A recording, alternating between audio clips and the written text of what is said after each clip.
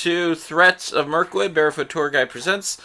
We are our wonderful, wonderful group of gamers here who are playing the One Ring campaign, Darkening of Mirkwood.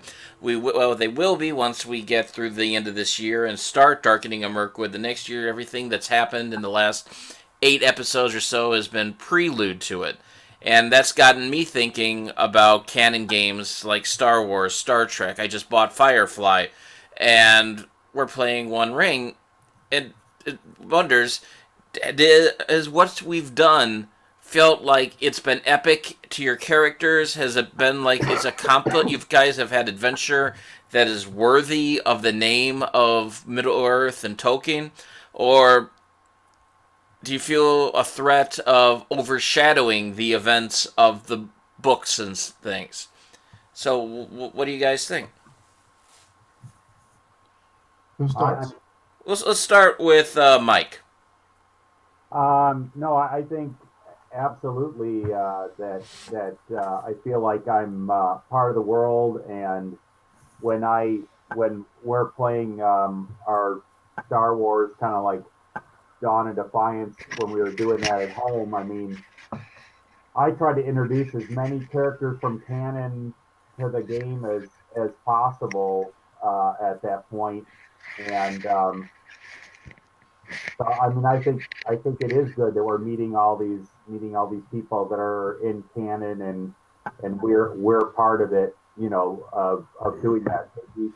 Maybe we're not going to carry the ring or something like that to Mordor, but maybe we'll never even meet, anyone else as far as that goes. That's part of the books, but no, I feel we're definitely part of that world, and it's great going through it. And no, I think you're doing a great job with that. And I don't think it destroys canon if we do something that doesn't necessarily fit from canon. I mean, we started out with a whiskey drinking bear. I mean, how much of that is? It's like that was like Tom Bombadil basically. Is it the bear version or something like that? So But right, but does it and that was all fun.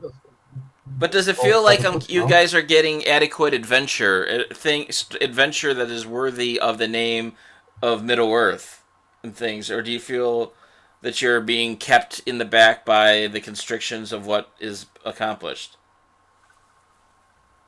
I mean, I think we're getting plenty adventure. I mean, we're having a lot of combat and having role playing and stuff too. So no, I think we're getting plenty of plenty of adventure and a little bit of everything where you're meeting new people and conversing and traveling, and so yeah, no, I don't think that's a problem.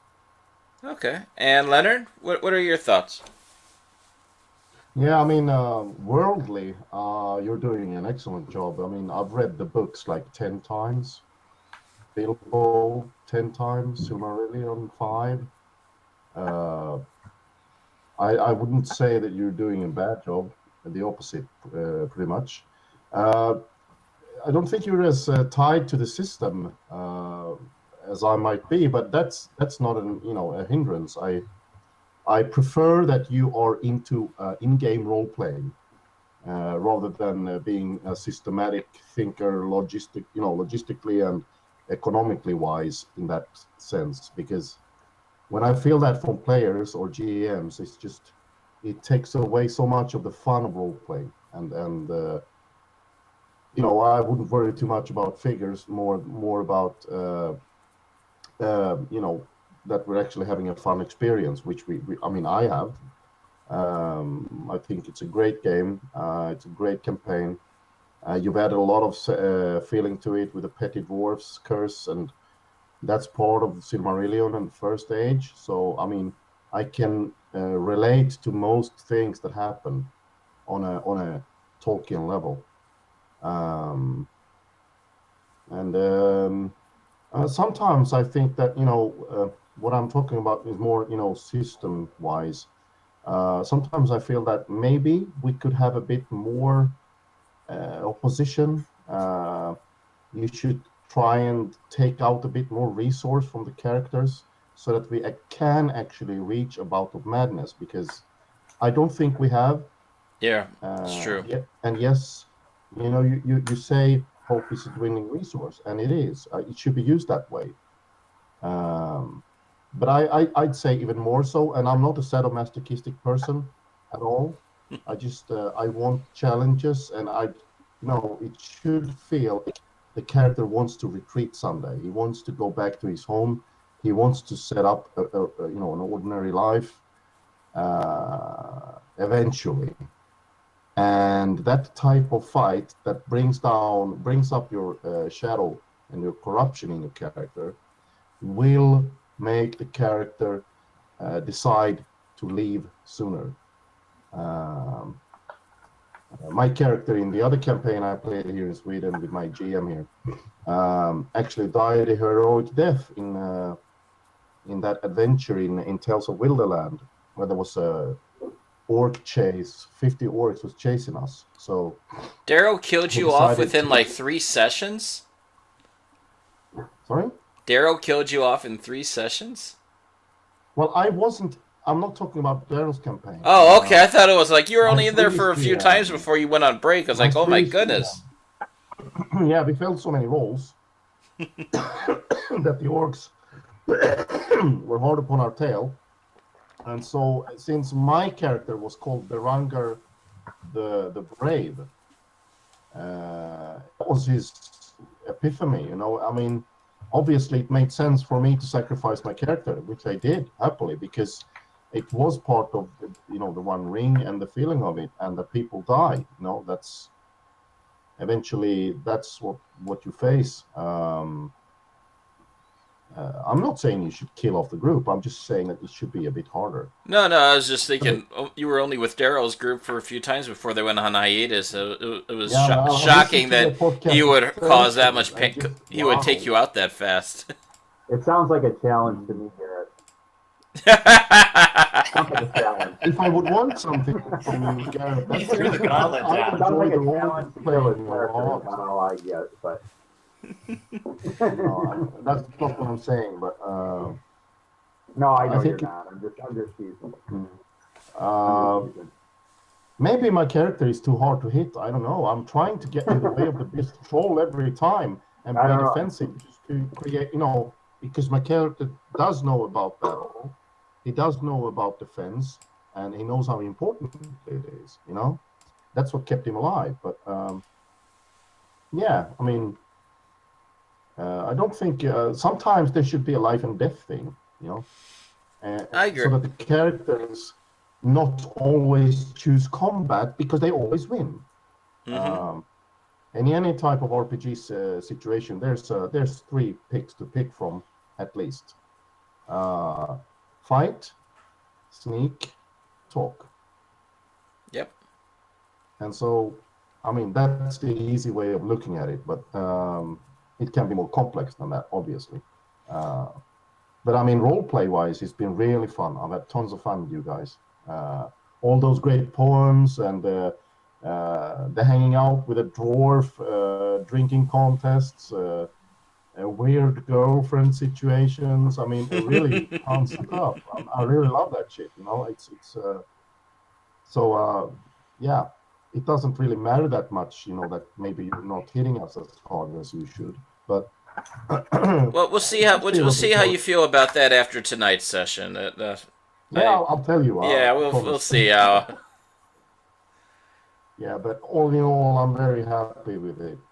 So don't worry about it. I mean, No, I wasn't worried about it. I was just thinking about it and wanting to help us give information to people who would consider this game, but could go, well, Yeah. the adventures that our party will have can't be anywhere as neat as the adventures that Frodo or Bilbo had. We have to limit things on that. And I don't believe that's the case. I think we're having a pretty cool story. Mhm. Yeah, I agree. We're having a great story, and you've done lots of good job and named items. You brought the feeling to the game, which is the most important part. Um, I don't know how your, historic knowledge of Middle Earth, but it seems okay. I mean, it's I wouldn't question that. I mean, It's there. the most It's there. yeah, It's only it's the one trip most. I through the mean, Silmarillion, the Children of Hurin, and as well as going through the mm, books a few times. But it's just yeah, a lot of wikis and a lot of going through random mhm, things. yeah, yeah. I have enjoyed it a lot. I mean, really, I have. I'm not trying to be critical just to be critical. Cool. I'm just if I want to point out something, maybe a bit of a challenge sometimes, a bit more than what we have had. Yep, and I Um, and I feel like I've been warming things up a bit for this again this year, the first year going in, kind of the prelude year. But yeah, you've gotten yourselves into where yeah, things where it's time to get a little more serious with the threats. So that will be coming up, if not tonight. yeah. So now that I've scared the crap out of George, George, what do you think? Do you dare answer that? Well, being that this is my first How is the campaign, good thing? and since this is my first One Ring campaign, I think it's been going quite well. Yeah. I really feel like my character has experienced the world of the One Ring and has blended quite well with the thematic gestures of pretty much all of Middle Earth. I like the fact that we've been able to go around to the various locations, meet different people, and different have different challenges from that perspective. I like the blend of the fighting and the role playing so far. I think it's been a good balance.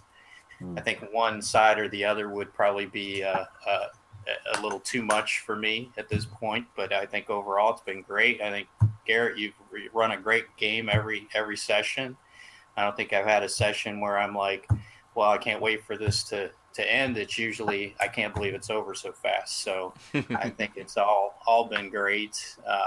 The characters have been developing pretty well. I think I'm quite thankful that I've moved on from a Billy Goat for a past girlfriend to Mare. So I think my character's been quite thankful in that arena from the Bit of an standpoint upgrade there. of growth. Yeah, definitely. So something to look forward to. So, but yeah, I think it's been very good. It's been a good blend. I'm not a huge stickler on the rules or anything from that perspective, and I don't feel like anything we've done has been overbearing in any way. And quite frankly, I think everything has gone towards the storyline and keeping things moving and entertaining. So I've been quite happy with the whole experience. Cool. And this is kind of for my research for going forward with the campaign as well as for helping other lore masters. What are the most important parts of a One Ring campaign or a game that takes place in Middle Earth now that Cubicle 7 says they have Dungeons and Dragons, Lord of the Rings coming out? What do you most look forward to or look toward for something in this setting? What has to be there? Mike, can you start? Are you ready? Can you start with that one? Yeah. I mean, to me, I mean, I think it is the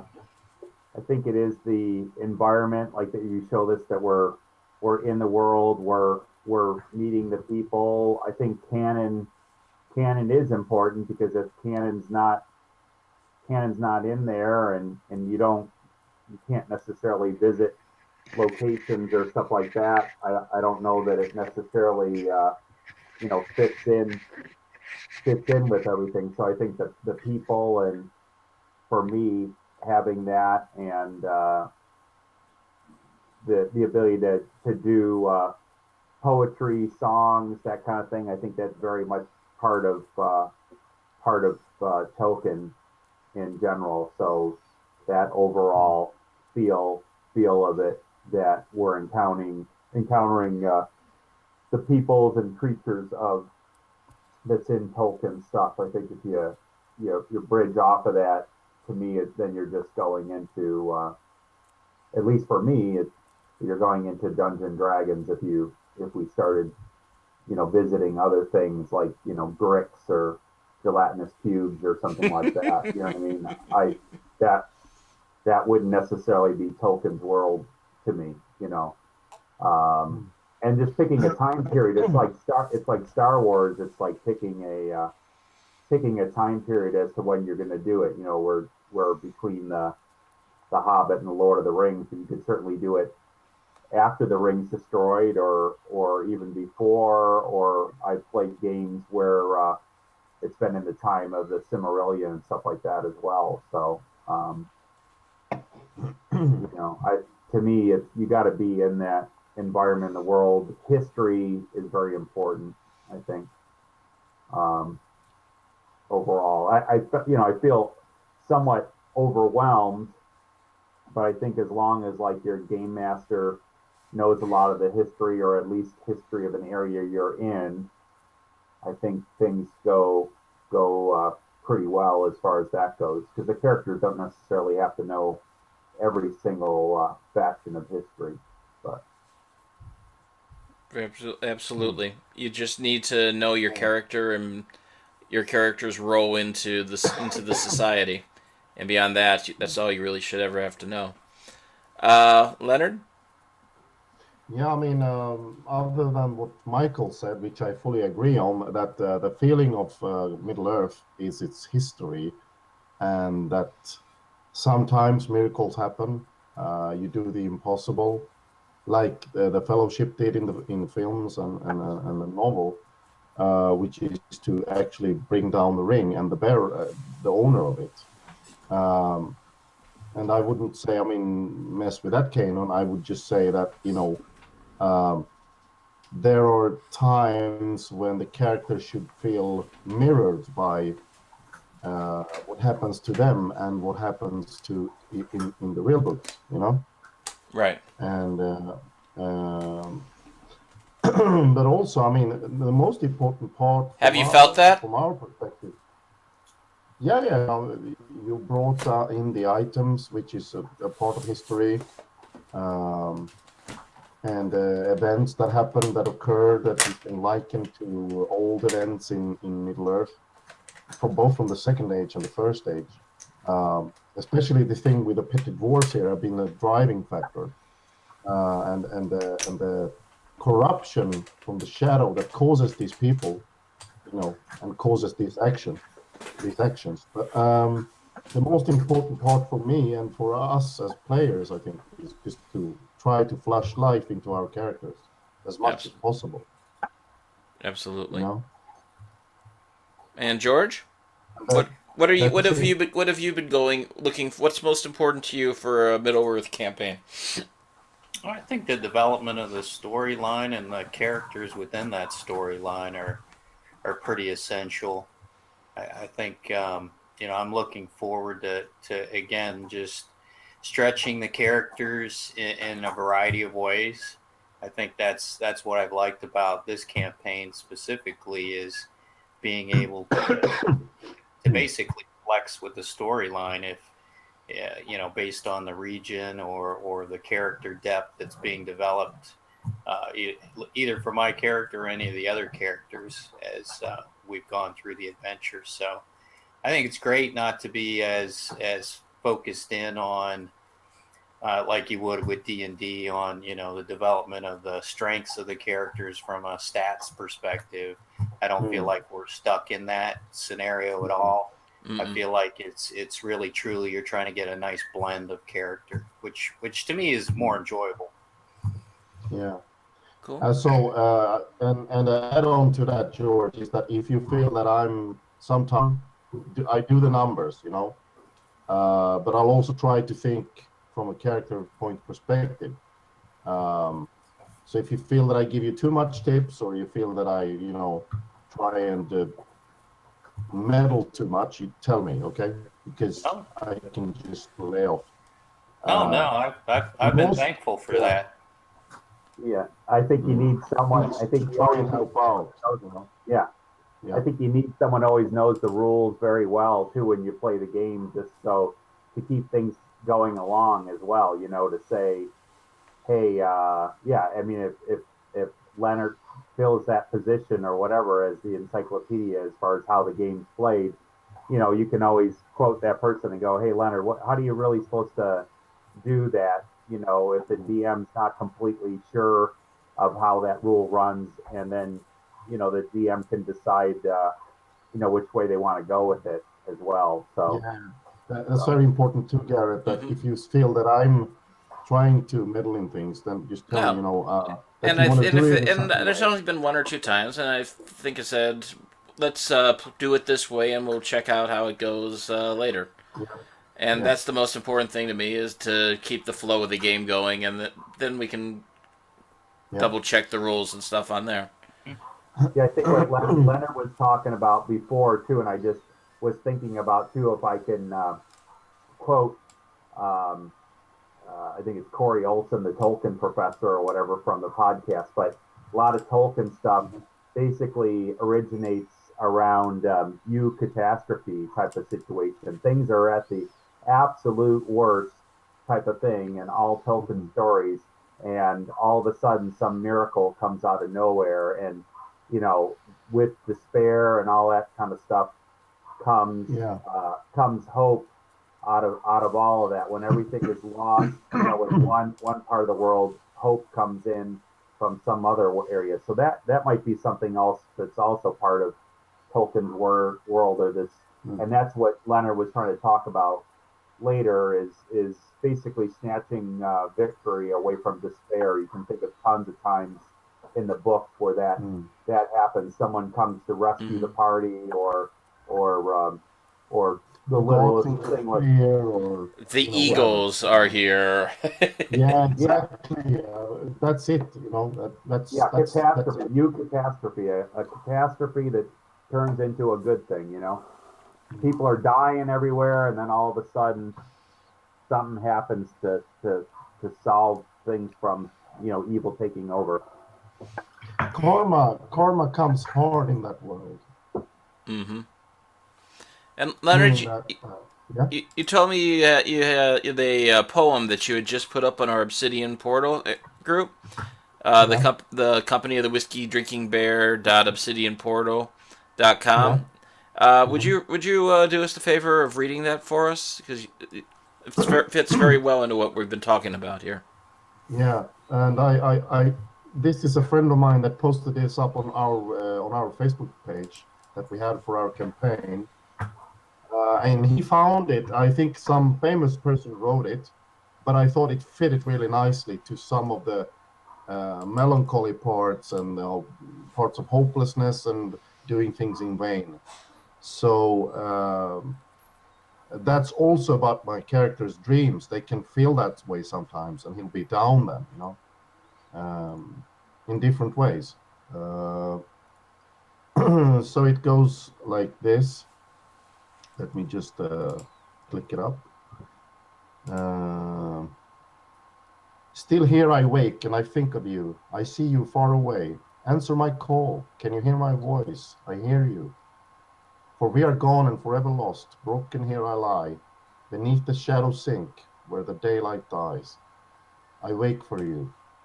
In better lands the sun may shine, and green leaves on trees spring. They're opening and blossoming, but here the ravens sing. But still I stand and think of days when the grass was green, and my heart was so young, they've never been past, forever lost. Excellent.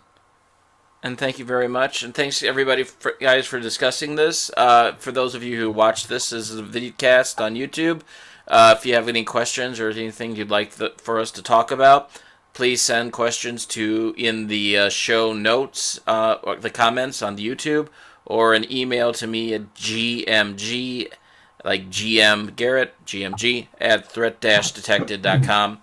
And we'll talk Middle-earth and talk about the game. But now let's get to the fun part. Where did we leave off, guys? Can we start by just shortly describing when we ended, when I was last in? Yes. And then go quickly through. I've listened to the podcast. They still go through the vital parts, basically. Okay. So I think we went through the adventure with the marsh dwellers and found a lot of storage and treasure, Mm-hmm. which I wanted to bring up because I found this Kirith Elda,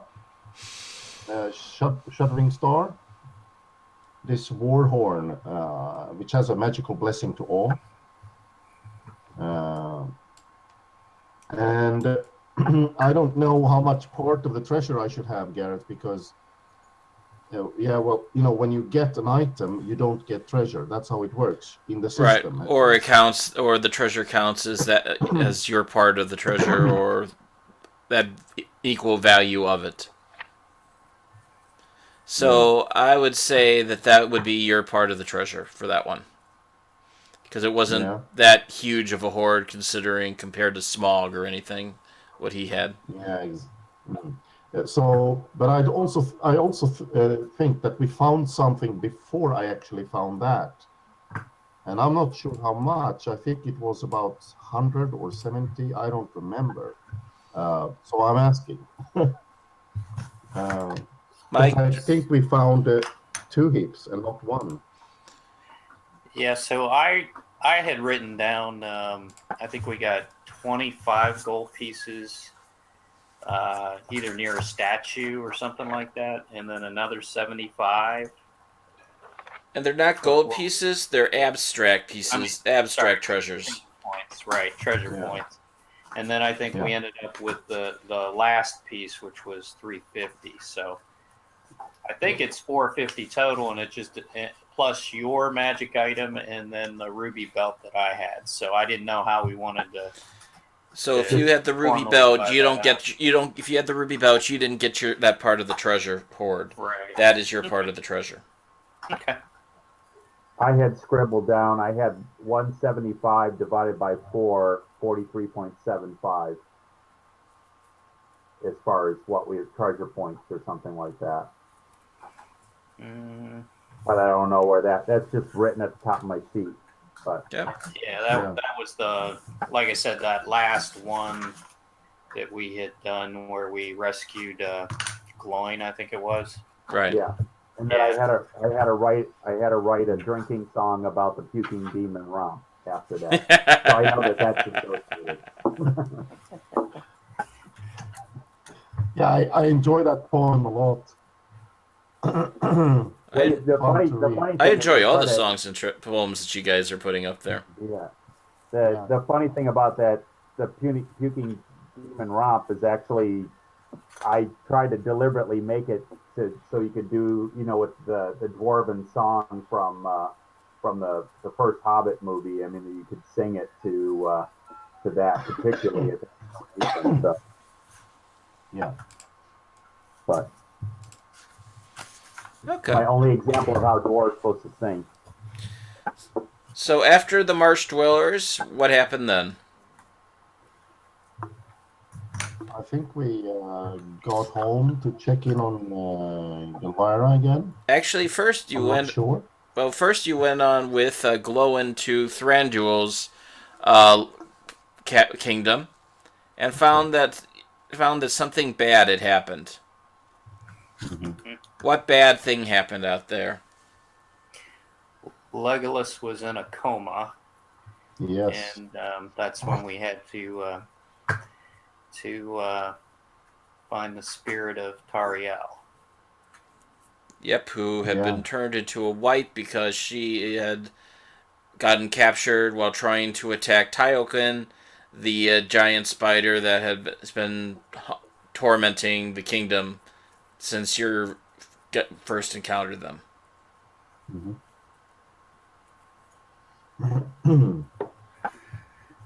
So then you were by the river after defeating the Toriel's spirit, found a bunch of dead orcs or some orcs that needed to be finished off, and found a ranger who had some information for you and showed you a web that in the same type of language as the petty dwarves, as I put this up on the screen, the image of her. and that's Lorith. And she said that there a lot of the uh, sorceress stuff that was taken out before the invasion or post-invasion of Dol Guldur was taken to a certain tower up in the Grey Mountains. Taorkin, I believe it was. So she sent you guys. That's when you guys returned to Erebor with the intention of going up into the Grey Mountains to one of Sauron's warehouses, basically. What happened from there? I don't think I was a part of this, so Right. by all means, guys. Okay, George? Sure. So then we were traversing the terrain on our goats, our goat cavalry, Mm-hmm. and we made it into the Grey Mountains where we dodged a few falling mudslides, etc., and came upon, I think it was Tin. Tin. Who was the hermit who we probably knowingly traveled to Tin's tower. Except I only had like Eyes of Sauron for every role, so I thought Tim was my foster grandfather. Yeah, so I followed him home. Yeah, Michael, I heard something about like 8 eyes or something during that session on the podcast. I wanted to go and get another set of dice. I didn't. But I don't know how that could happen. Puking the wrong dice or something like that. This is getting ahead of things, but when Sauron reveals himself eventually in the timeline, that's when a whole nother set of rules comes into play, where we keep track of the eyes of Sauron rolled, and that's when bad things start happening as the eye begins to find you, or the servants of the shadow starts to find you, or really bad luck finds you. So that's something to look forward to. Yeah, it's like a revelation episode, they call it, I think. Yes. And you are revealed to Sauron, so therefore something extra bad happens, something bad happens. Like you can give all the monsters hatred dwarfs, or that thing that can, that makes them spend a hate and kill the person off. Or it's fallen to the ground. Or things like a troll finds your pony while you were sleeping and drags it off and eats it. Yeah. So we helped Tin carry his wood home. Unfortunately, that what they were making for dinner looked like kind of kind folk, or human stew or dwarven stew in the pots, and he happened to be sharing his home with a bunch of orcs that we had a fight, and he was trying to get more orcs from lower in his home there, and luckily Thror was able to stop him from actually being able to alarm or open the gate to allow more orcs up, and then we were able to drive all the orcs further down, further away with fire and stuff like that, deeper back in, and pretty much just escape out of there, at that point, and then move on to it was the Tower of Turwadrog. Yeah. Yeah. As the next thing.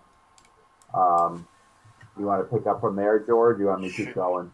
No, that's fine. And as we arrived at the tower, we basically stole our way into the tower with Ella Broomborm's stealthiness, and we were able to overcome a couple of orcs, and then we were met with Caragors.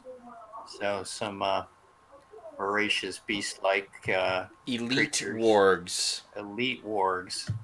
And we were able to somehow defeat them. Yeah, Okay. And you almost became a turd in a Caragor's litter box. exactly. I was clasped in the jowls of a felled Caragor, and could not release myself until Elebrimborn came to my aid. So that was quite thankful for that. And Mm-hmm. we came across a scroll while we were in the tower, and then at that point we stole ourselves out. And as we were leaving, we were attacked again by a couple of orcs, and Lorith arrived again to slay the last orc. And then we had to work with her to basically decide to travel to Isengard and consult the wizards about the scroll. And she had seen this kind of writing on that scroll before, when she was part of the storming of Dol Guldur, and she had seen writing like that in Fenbridge Castle, where basically if you want to consider there to be a toll road between Dol Guldur going through the swamp outward, Fenbridge would be where the toll road begins. You have to go through Fenbridge to get onto the toll road to get to Dol Guldur. And she had Yeah. seen writing like that in there and gave you that information. So we Not took, all too easy to gain access to. yeah. Just a note from me, but yeah. Mm-hmm. So we figured, well, the best way to get down there is take the Anduin River and head down to Isengard with this information that we had to try to get it to the wizards to be able to look at it and translate it. So we were trying to take the quickest route down to Anduin. I did want to stop back at the ford and re-meet like Baldic, who is settled in with his family, and Petra Dribblecup at the farm, and then also go back to the inn to talk to Anklebiter's family about Gilmyra.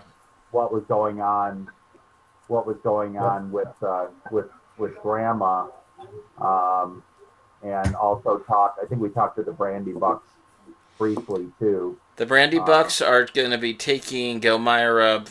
Basically, they're going to take their supply stuff to the inn, and then from the inn go to the celebration at Dragontide, so that she can see her mother there. So you'll be probably encountering her at Dragontide. Okay. And then we were just coming outside. We were heading down the river further, and we were just coming on to Loch Lorien. And that's kind of where we ended. And things had been going really, really well until Thror had a sleepless night where he saw a bunch of mysterious lights that seemed to dance and appear through the leaves across the river of Lothlorien. And it really, really bugged him. Okay. Okay. So that's where you guys are. We're going to start with awareness checks right now. TN14 as you are sailing down the river.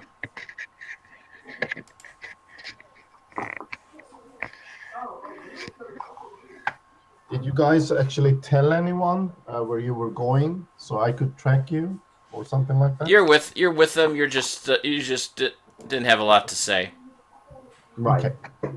Just like I was with you when you were doing stuff before, and I was in the shadows or whatever. Well.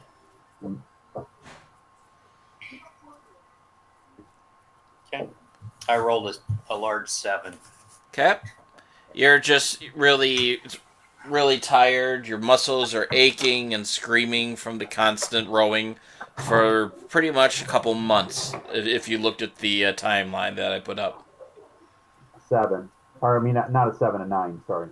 Again, this is dwarf work. This is not elf work that's kind of rowing. You're getting new respect for the raft elves. Mhm.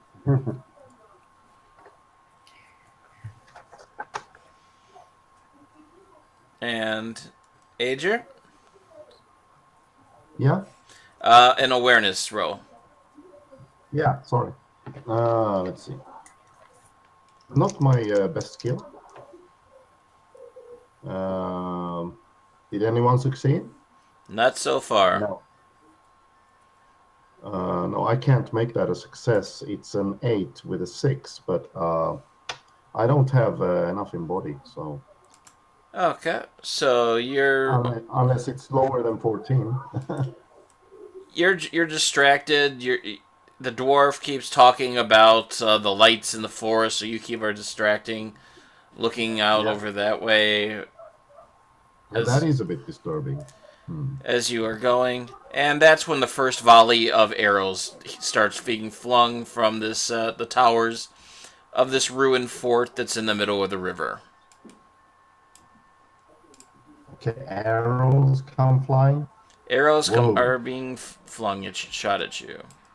Well, I'm trying to draw my shield as fast as possible just to have something in the way, like, covering. Sure. And Hmm. how many guys do we have up there? We have 3 archers. One's going for each of you. Go for the shore! Go for the shore! And I just try to cover us while we're, you know, trying to get to the shore. And nice Because obviously guard. we don't want to be sitting ducks. Raiders. No. There we go. Archer. Do Archer's we want to bow. go towards the arrows or away from the arrows?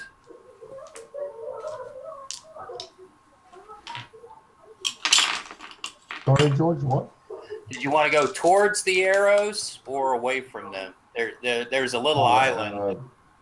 Well, I didn't say, but Okay. to the shore, first away Okay. from them, so we take Okay. cover from trees or anything. That's a 19, George, to hit you with an arrow. I think that hits. So I will roll my. Well, that's you don't have. That's with Just a that's hit okay. with body, and that's with 3. So, Ella Brimborn, what is your your arrow's damage? As I'm pulling the stat block out of somewhere else. 5. 5. So you take 8 points of damage 8. Okay. as an arrow goes flying, and that second arrow goes flying over at Ager.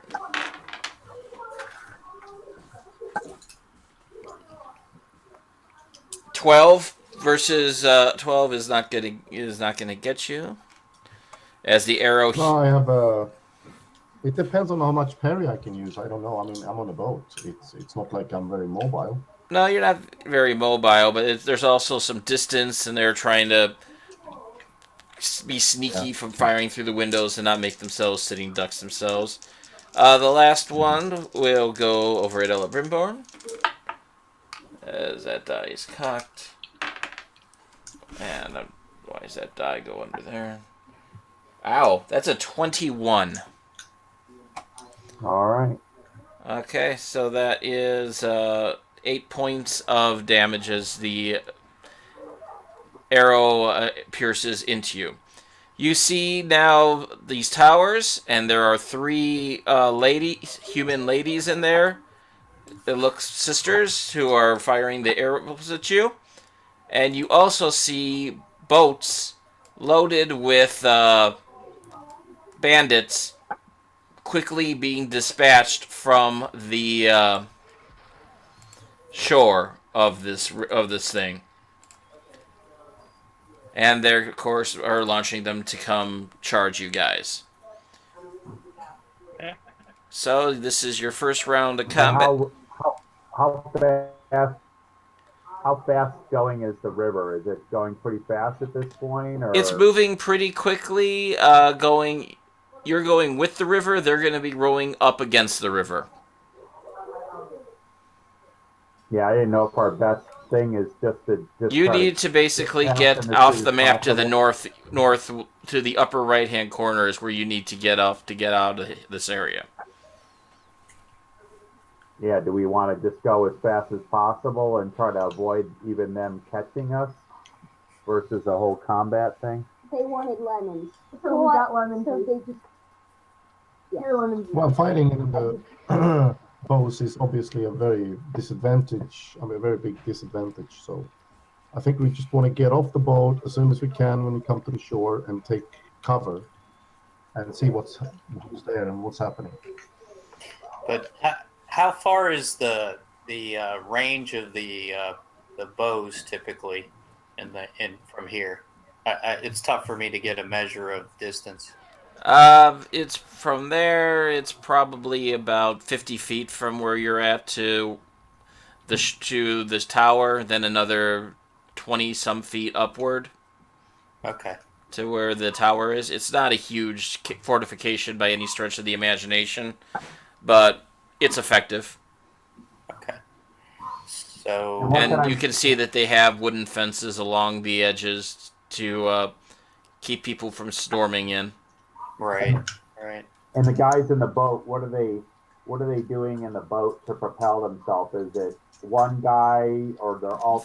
They're all rowing. They're all rowing. They're basically looks like their goal is to crash into you and then attack. Yeah.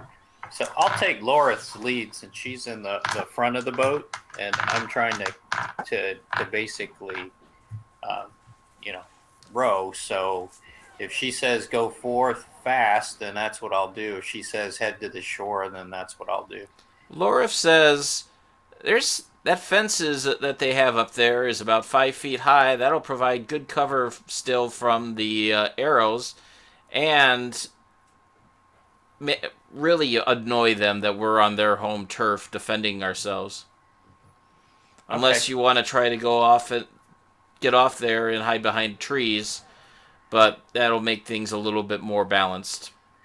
Oh, that's fine. We should be able this turn to get over there then. So yeah, I head towards the fence, the island fence, and try to catch hold. Okay. Laura helps you on this turn to do that. What's the other boat going to do? Yeah, we'll just row together. We'll keep together and not split up. Okay. Don't want to assume Whatever happens together. Okay. We're not going to leave them. It's. So there you guys are. And that is your turn. And for that round, they're going to work their way closer.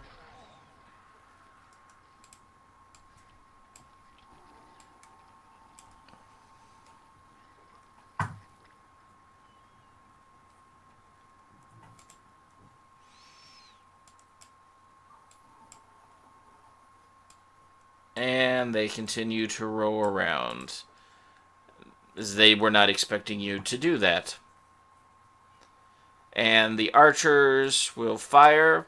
They're going to need, typically in range. I'm fully hidden. At 5 foot.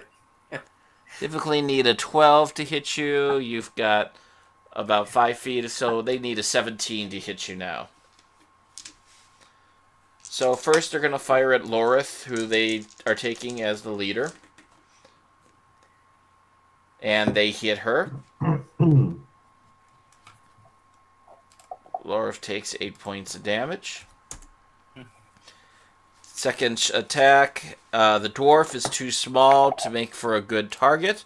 So we'll fire at Ager.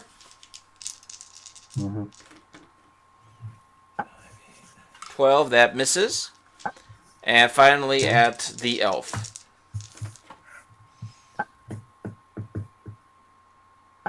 17, dead on. That's 8 points of damage. All right. And you are on shore, so it's time to pick where you guys want to be in your stances.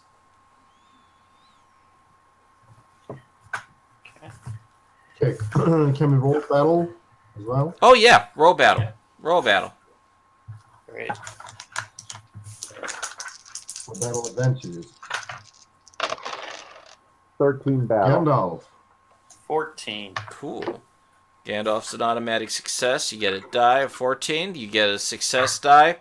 As you're finding out things about the terrain in the water, the current, the stepping stones, the palisade, things like that that you can use to throw an extra d6 into an attack to try to help you guys out. Gandalf is a success. 13. You're just a little distracted by the arrows that keep on flying at you. Yeah, and the blood leaking out of my body. Yeah. Yeah. That would do it. That would do it. It's just a small concern. So where do you guys? What stances do you guys want? Well, I might take the middle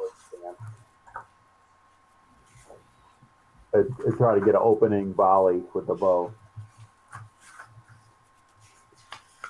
Okay. how many are coming? It looks like you have three boats with 3 bandits, and you have 3 sisters in sniping at you from the towers. Ouch. Okay. So Well, defensive then. I would like to go defensive, but I'd like to grab a torch from our raft and light it and see if I can't toss it onto one of the other rafts. Okay, but what stance do you want to do for that? Do you want to be in forward stance in order to be very aggressive about that? No, I'll be in defensive. I don't Be in want to defensive. get hit by the arrows. I'll change my stance if that's okay, Garrett. Sure, where do you want to go? Which stance do you want? I just came to think about the horn. I'm going to use that for like a war shout, basically. Intimidation roll. So in open? No, that's open is used for Rally. rallying. Yeah, but this Intimidate? has to be in, forward. So yeah, intimidate foe. All right, you're going forward. So in general, I'm blowing threatfully towards the group. So you can divide the points. That's the rule. Any way you see fit, you can take away hate points from them if I succeed. Okay. Now, this is used with awe to get a magical blessing. Mm-hmm. So I blow the horn and let's see what happens. That's a 9. I can't. Well, it's a double. It's 4, so it's 9 plus 4. That's 13. If I sacrifice a hope, I will take away 1 hate. But you said it was doubled or tripled, right? I said it was doubled or tripled? I don't know. I'm asking you because you made the. I made up the horn. Yeah. It's doubled. Okay. Because I didn't write that down, but I will now. Yeah, it's doubled. Yeah, so I'll sacrifice a hope to get 2 hate points off of them. To throw some intimidation their way. 2 hate, and those are the thieves. So luckily there are 3 dots, and 0.1 and 0.1. They both lost a point of hope. Okay. Okay, as you blow, and what's it sound like? Well, it's a typical, Eldar horn from the elves. It has a lighter sound than the human. More of a shrieking sound, basically. But it's not a magical effect because I didn't roll a great success. Right. So I was just curious about the sound and the painting the picture. yeah. All right. And that's on. I assume Ella Brimborn is going to be doing his volleys. So, uh, Thror, you're gonna. Do you have? Are you invoking your trait of Fire Maker? Oh, He's muted right he's now. muted. So, Ella Brimborn, you want to fire an arrow? Sure. Can I see the female snipers or not? I'm in a bad position because of being against the fence. No, you can see them. They have. It's not a solid tower. It's rotted quite a bit, and a lot of walls have collapsed. So they're just like ducking for cover where they can. So they do. It's just shooting people with cover up there. So it's 7. It would take a 17 to hit. Okay, I'll try to go after one of them then. All right, the one closest to you. Yes. Yep. All right. So we got an Eye of Sauron. Oh. Okay. At least it's in combat, so Garrett doesn't get to add it. You fire, and a beautiful swallow comes flying down from the sky as like a sign of hope, and your arrow pierces it, and it falls into the river, and its back breaks. Oops. Oops. Nice. Thror? So Thror is going to light a torch and try and get it onto that first raft. Do you have like Fire Maker as a trait? I do. So you can just invoke that on there.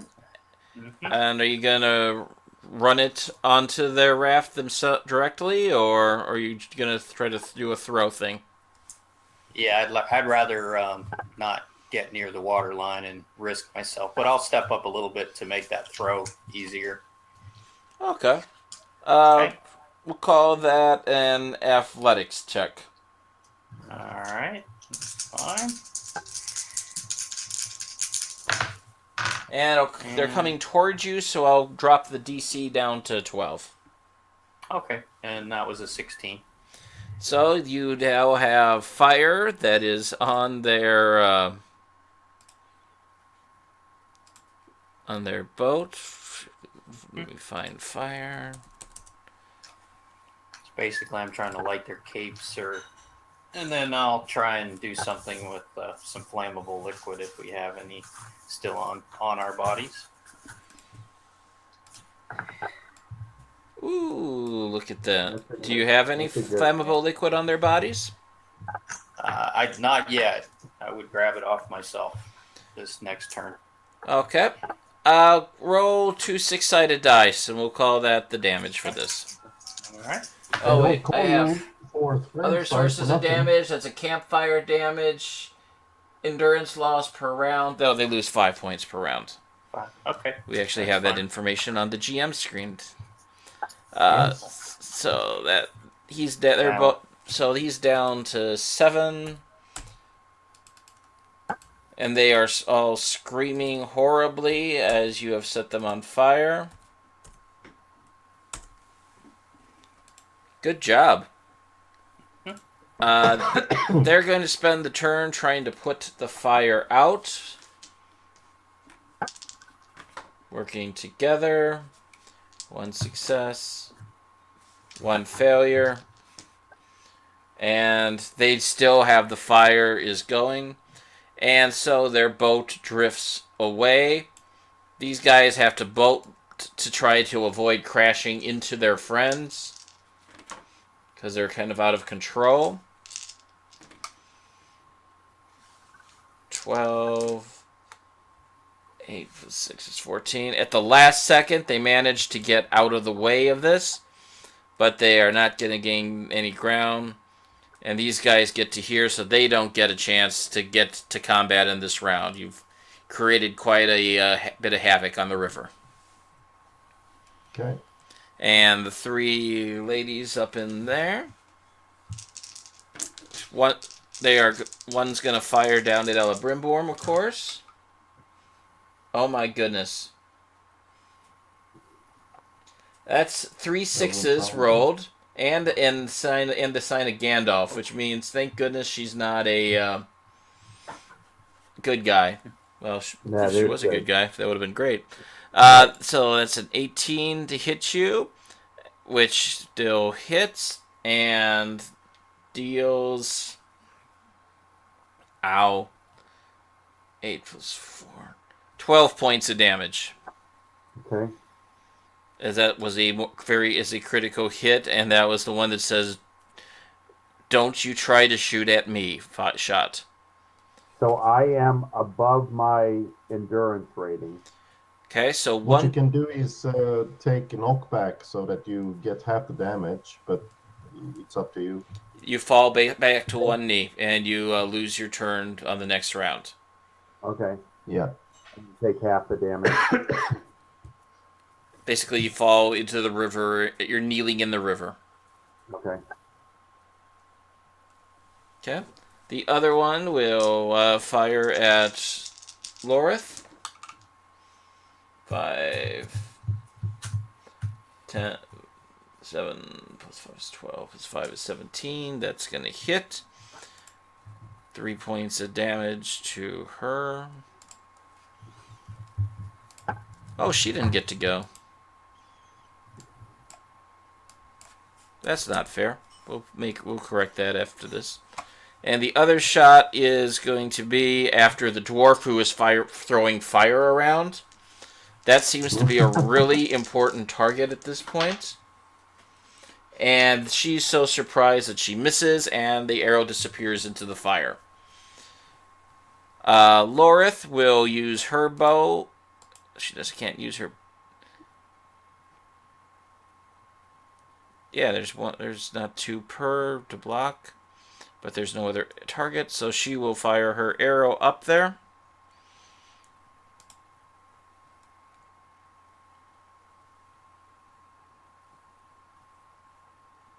What is a 2?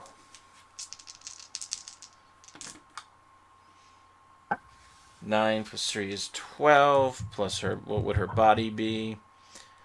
She will spend a point of hope to make this hit, and it will do 7 points of damage up to here. 7 to this lady up here, who is surprised that being the furthest away that she was chosen as the target. So anybody want to change their stances? I'm going to stay rearward, defensive. Okay. I'll go to defensive now. Yeah, I'll go to defensive too then. So you don't want to fight with bow and arrow? Well, I have to skip my turn anyways, right? Because of the knockback. Right. You can change stance, and but you still have 12 in parry from it, so it doesn't matter if you're. It's not going to affect anything. Or rearward, it's still plus 12 in parry, basically. Okay. I guess I can stay rearward then, and I'll try and get another torch. And well, torch rearward is if you're going to be firing with a bow and arrow. Oh, okay. All right, then I'll stay defensive. Yep. So we would see who's got the highest of the wits. Was that Aegis? Or I think he's a dwarf. The dwarf? So you are first. I think so. You have your fire making skill, so you can for free set up your light a torch. And what are you going to do with that torch? Okay, I will. Actually, is there a chance for the first lady nearest me to pitch the torch up somewhere that is flammable of any form, like a thatched roof or anything like that? There's a wooden platform in the middle that's connected to a tower. So there is a wooden area up there that it could be done in. Okay. She will, if you would like, she will could toss you over the palisade. Oh, No, I'd rather toss. I'd rather get some cover with some smoke before I get tossed over. That's kind of what I was looking for, is to create cover from their bows and arrows by creating some smoke diversion.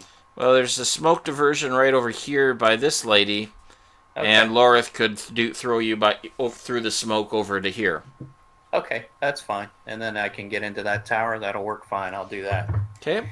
Toss the dwarf, but don't tell anyone. Exactly. Lorith makes her athletics check on that. You don't want to know how bad she is at her athletics check. She just says, "Trust me." Your pants rip as you are. She doesn't throw you that well, and you have ripped pants all the way down as you land on the other side. Very good. Well, then they're going to be in awe the next round, so it's all good.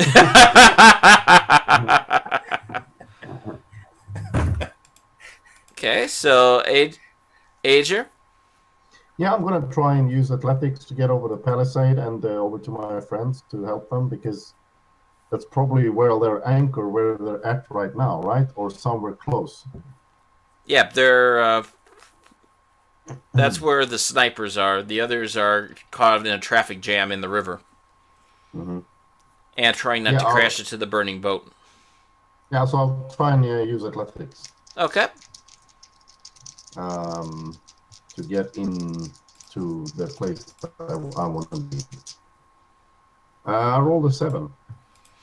You roll a 7. You're trying to get over, and it rips your shirt, and you don't get it over. Okay. Yep.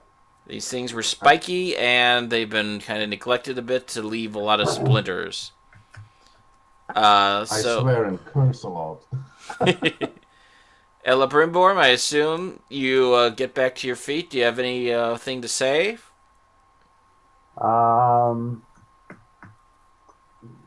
No, I'm kind of quiet right now because I am kind of concerned at my current condition. So Okay. I guess I'm just trying to lay low, and when I can gain up enough strength, it's going to probably be the next turn. I'll see if I can scale the wall too. Okay. These guys managed to get the fire out. However, they bump into this group so that they are all entangled up. These guys will go around. Mm-hmm. And they will kind of come to dock near where Lorith is. And that is their turn. The sniper lady does not like seeing the dwarf, the fire chucking dwarf right beneath her. She's in awe. Yeah. She is in awe, which explains why I rolled so many 1s, I think, on the die right there. And that is going to result in a miss with her situation. Fire at Ager. 6, 10, 11, 15, 17. 17 is going to hit. That's 7 points of damage. If I'm in defensive and I have my shield up, then... Oh, you have your shield. I forgot your parry, too. You can judge if I have it or not, but usually I try to use it. And if I can't use it because I'm climbing the wall, that's fine. Then once you got down there, you could raise it back up in time. That's fine. I wasn't thinking about your parry, is what I wasn't thinking. So you get an arrow right into your shield. And you see a lady up there smiling. Lady up here last lady is going to fire at Lorith in the over there. Oh, 16, 20, 23. That's 17 plus her parry of 6.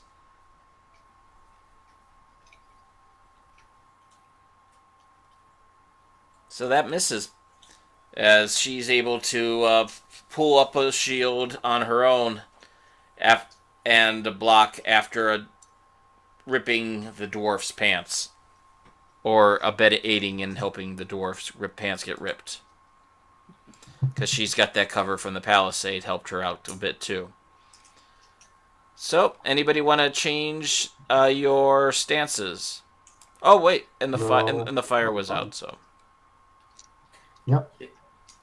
No, I'm fine this way. Is it possible to actually run along the side and hit them on the flank there? Absolutely. Come up? Yeah, I don't worry about climbing them. Okay. In there. So before I make my stance decision, can you tell me, is the tower that the first lady is in, is it sturdy or is it fairly weak where I could knock it down? It's got like a rope ladder leading to a pile of stones that was once kind of a tower with a little bit of a wooden... it would be undignified to compare it to a child's clubhouse on top of ruins of stone. Okay, great. Then I will. I'll keep my stance, and my objective is to basically knock it down by striking my mallet in a key point.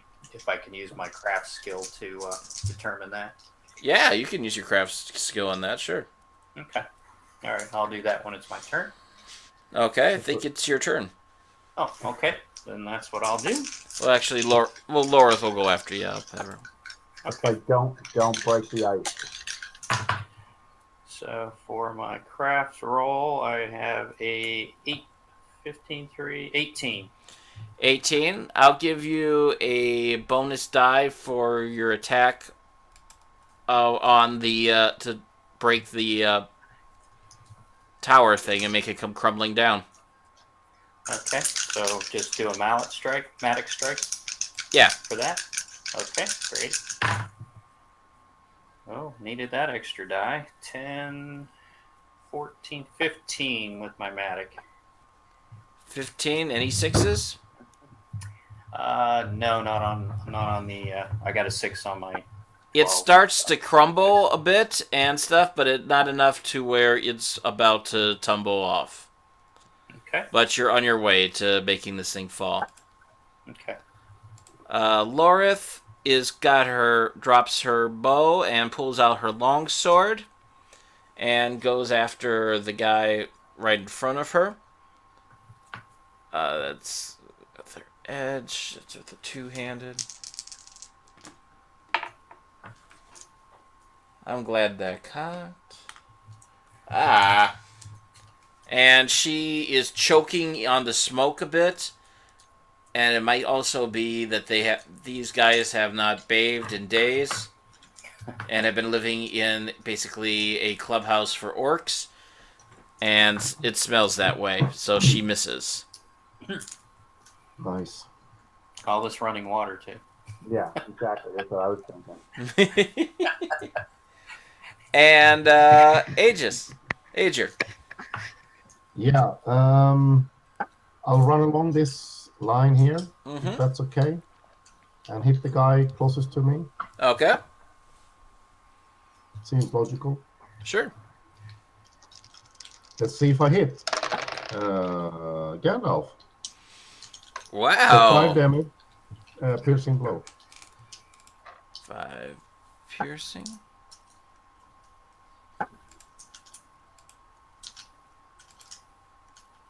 This was not the one that was on fire. So that guy 12.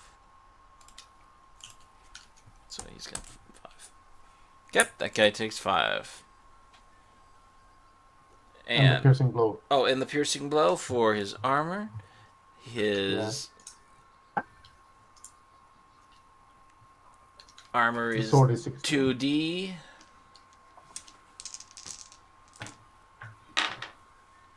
9, 10, 12.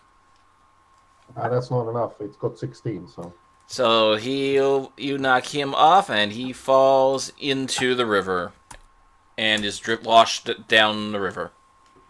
Yeah, I probably hit him on the side of the arm, and the chop actually, the force in the chop actually makes him tumble down. And Lorith looks at you and says, "Yeah, that's what I meant to do."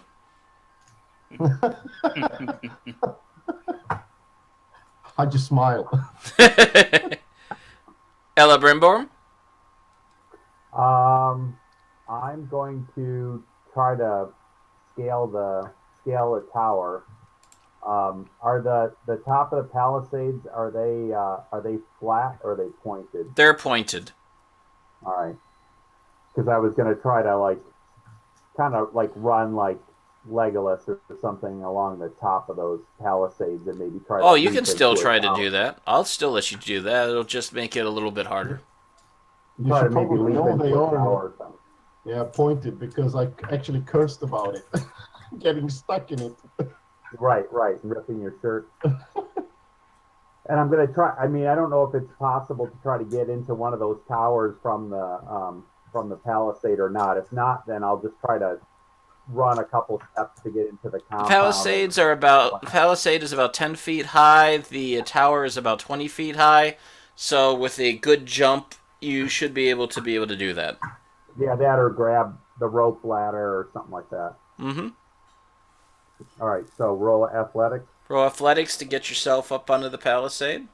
All right, well this worked out actually favorably because I got a Gandalf and a Tengu and 2 1s. Make sure you mark that down. Great success. You are up there, and that count. I'll also give you that for running along, however you want to run along the Palisade. So you have control of the character. Move them where you want to go. Well, my hope was to just is this a tower there then, or? Yep, that's a tower also. All right, so I was just trying to get a position so I can just start sniping them possibly. Make a second athletics one for the jump. That's gonna be 15.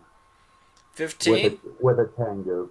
With the Tengu, so that's fine. You manage to leap on, you catch onto the ladder and climb yourself into this area.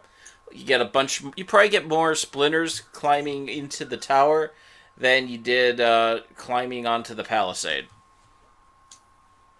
All right, and then I'm going to try to kind of use as much of the cover as possible in there and just kind of sneak out when it's my turn to fire. Sure. And the lady over here is going to try to shoot at Lorith because, well, she got shot by Lorith. 12 misses. Other person is going to shoot at you, Ella Brimborn. Okay. And rolls a Gandalf, so that's a failure with all of that. And the last person is going to fire at the dwarf. Ow. 7, 9, 19, 19. And you're in defensive. That's 10. What's your parry? Only 5. So you get hit. There were no 6s, so that is only 3 points of damage. Okay.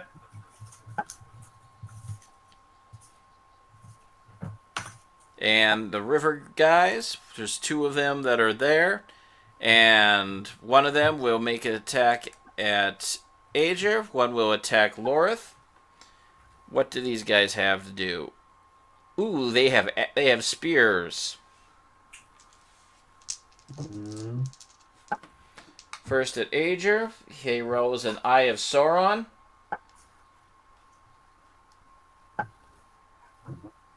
So that is going to be... What's the spear do? A regular spear does 5. 5. You do 5. It takes 5 points and a protection test. Yep.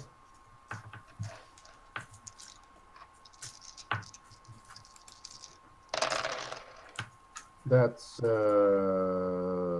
18.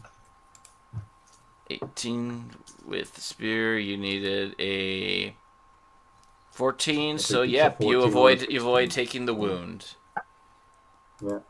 So you said 5 damage? 5 damage. Other Mhm. person attacks Lorith. Again, an Eye of Sauron. Ow. And she has to make a protection test. She makes it, but takes 5 points of damage. 16. Where is Lorith on her endurance? She is almost 1 point away from being fatigued. And she hollers in pain on that.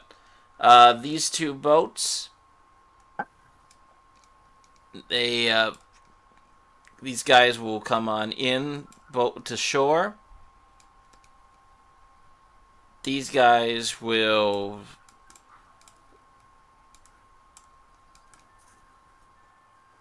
go on upriver also to shore to try to get back into the fight.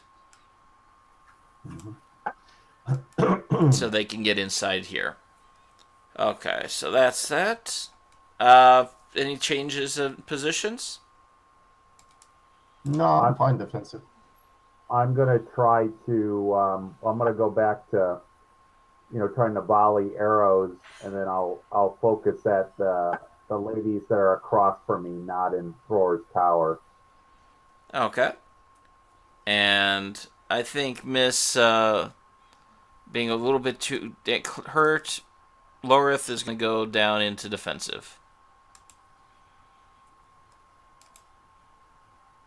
Ager stays over there, so I guess we go with Thror.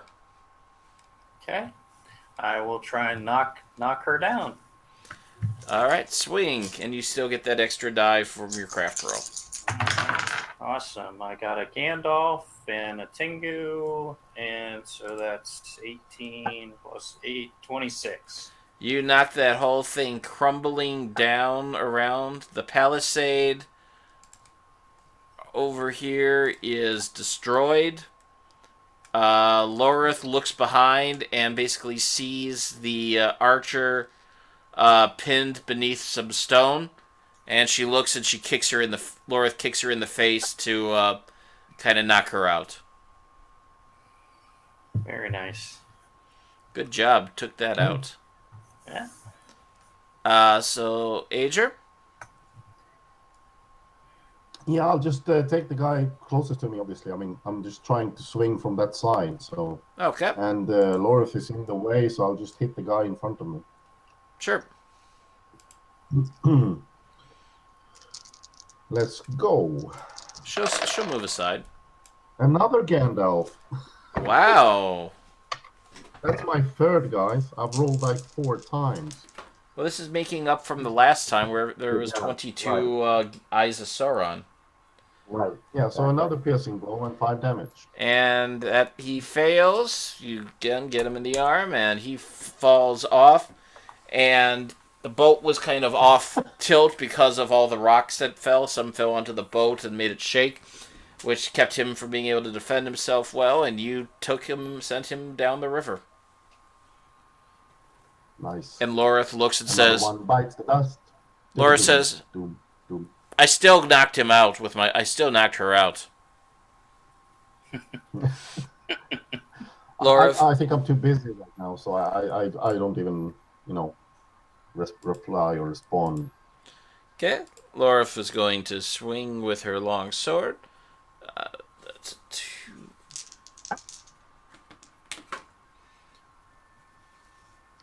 8, 10. She'll spend a point of hope to make that one and do 7 points of damage to that guy.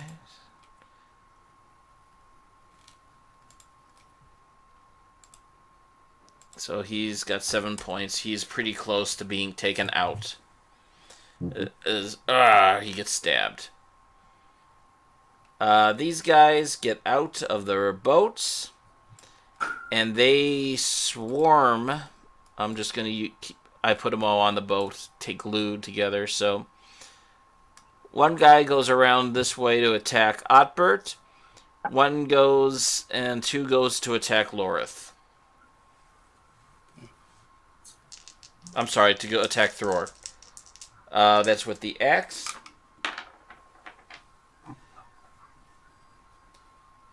Eleven's not gonna do it on you. One guy goes with Lorith. Misses. As it clunks against the shield. 10, 14. Nope. She blocks again. These guys get out of there and start moving inland.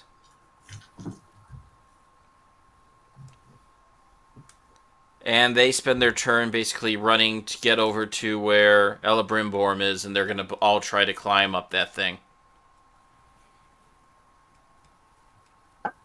So, that was... And now for the archers. One archer is still going to take a shot at Elebrimborm.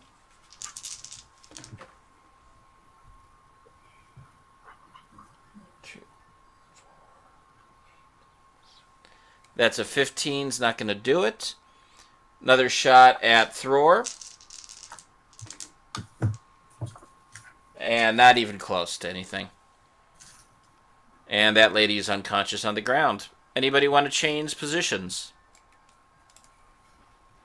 Nope. Do No, I not just really. I mean, do I have 2 on me or 1 for Thror? You have 1 on you right now. Okay, then I will. Do I get attack? Do I get an attack from last round? Oh, I'm sorry. Yes, you do. I'll stay defensive. So I will try to shoot the girl in the blue tower for simplicity. Okay. She's been hit already.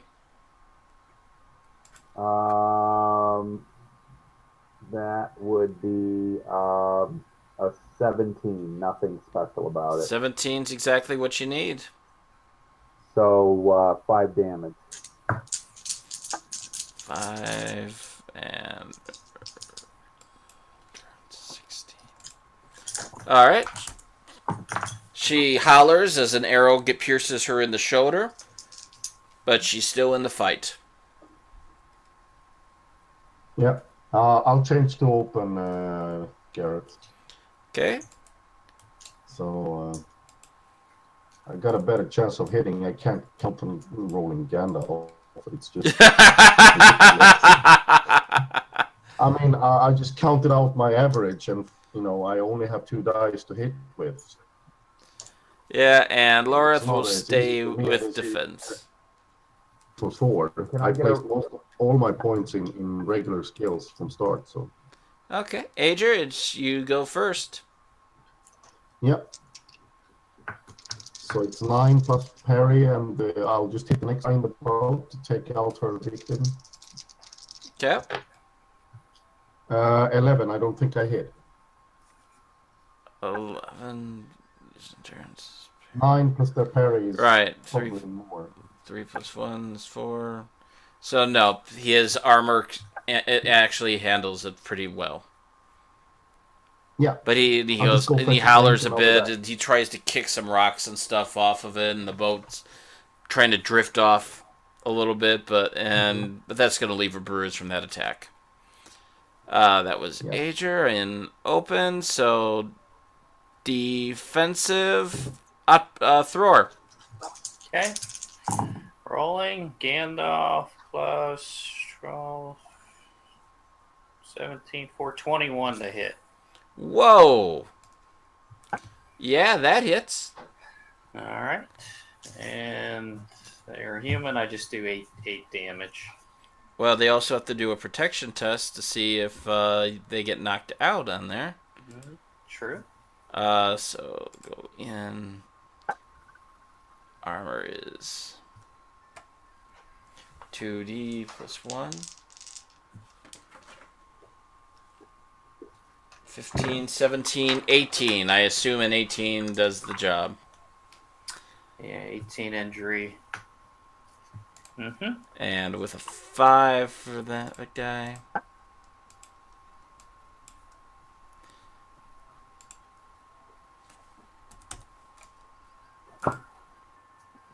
And guess what? He's out. All right.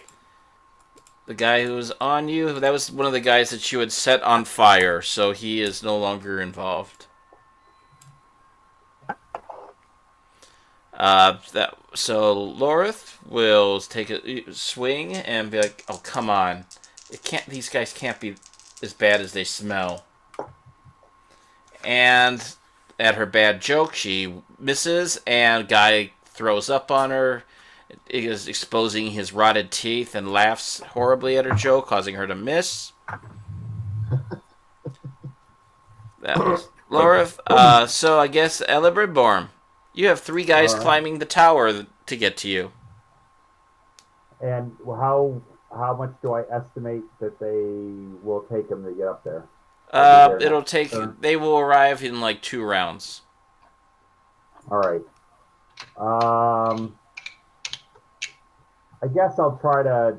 I guess while they're climbing and preoccupied, I'll just try to shoot straight down the ladder at the first guy Okay. coming up. And so fire down at him. Yeah, they're occupied. You just need an 8. All right. That will be 9. So should be good 9 there. gets it. You did get a Tengu? What's that? You got a Tengu? No. No? No. Okay. No. So 5 points of damage.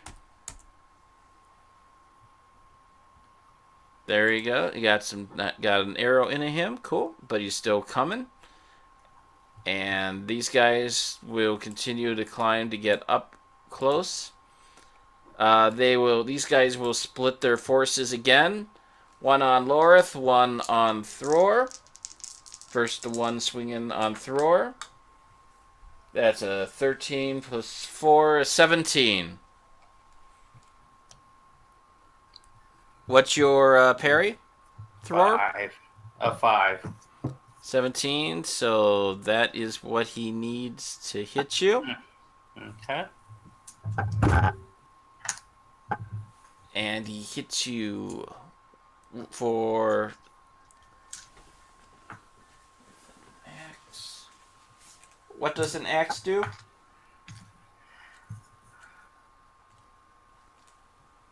Not sure. Regular axe? Regular axe. 5. 5 points of damage. Okay, I'm gonna take a knockback on that. Okay. I think it's 5 anyway. 5 sounds good. Okay. And the other guy goes after Lorith. And goes, "You're funny, Ranger." And misses, swinging at her. Since she's fighting defensive. And that's for climbing. One sniper is going to go after Ager. Mm-hmm. That was really, really bad. That hits the palisade. One after Lorith. And they get an Eye of Sauron with a Tengu. Ouch, ouch, ouch. Lorith get as for her armor 2D. It takes a wound. Ouch. And she is weary.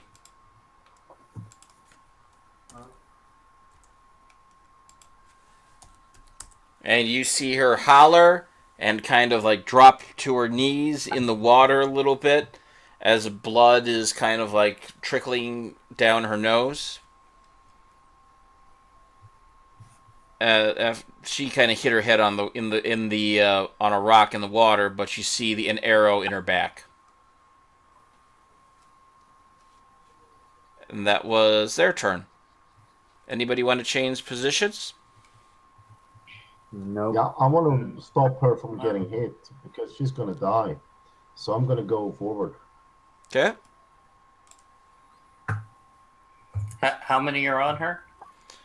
1 right now. 1. Okay. Actually, 2. The other Actually, I guy. can go defensive. I can go defensive to defend her. You Spend hope for that. Yeah. But 1 guy's on her, 1 guy's on Ager. I'm sorry.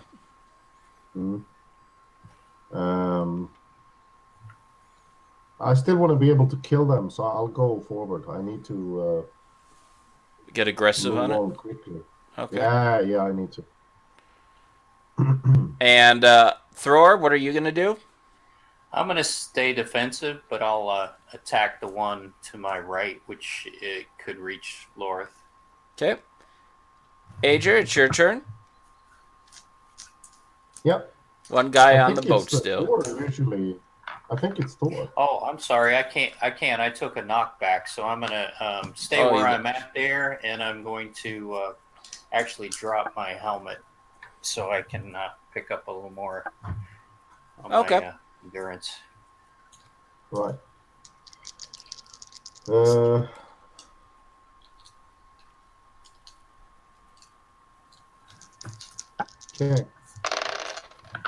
Gandalf.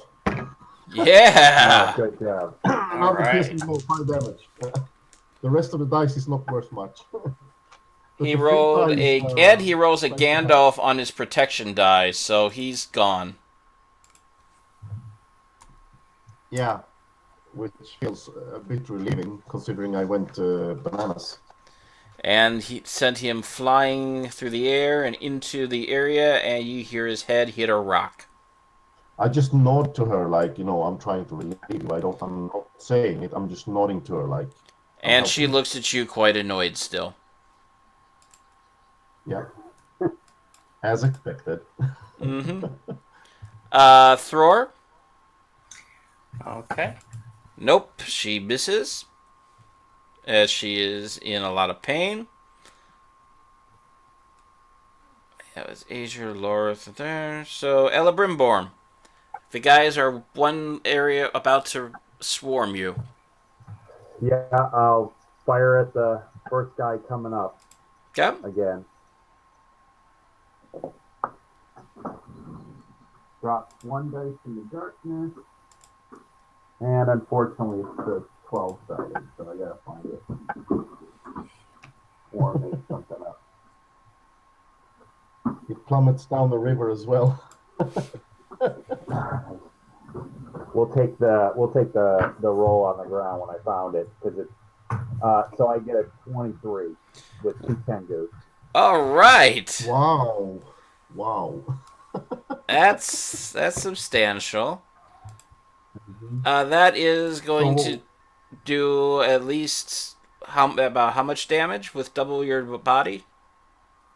Double my body. That would be 15.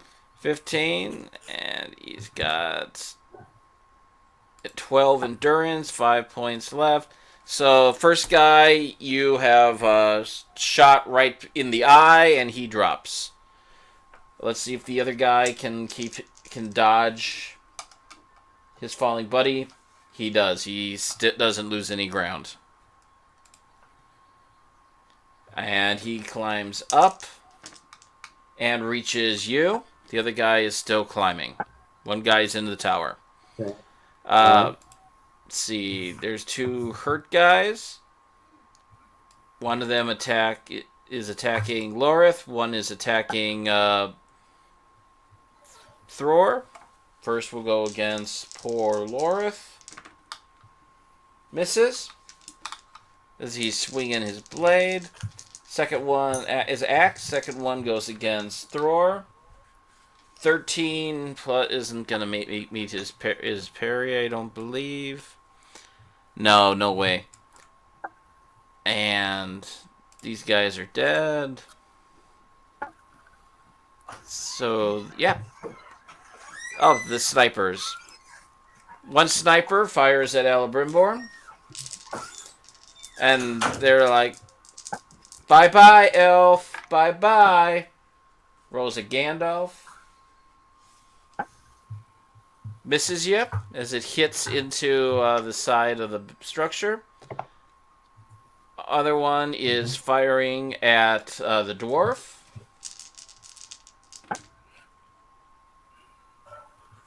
And misses.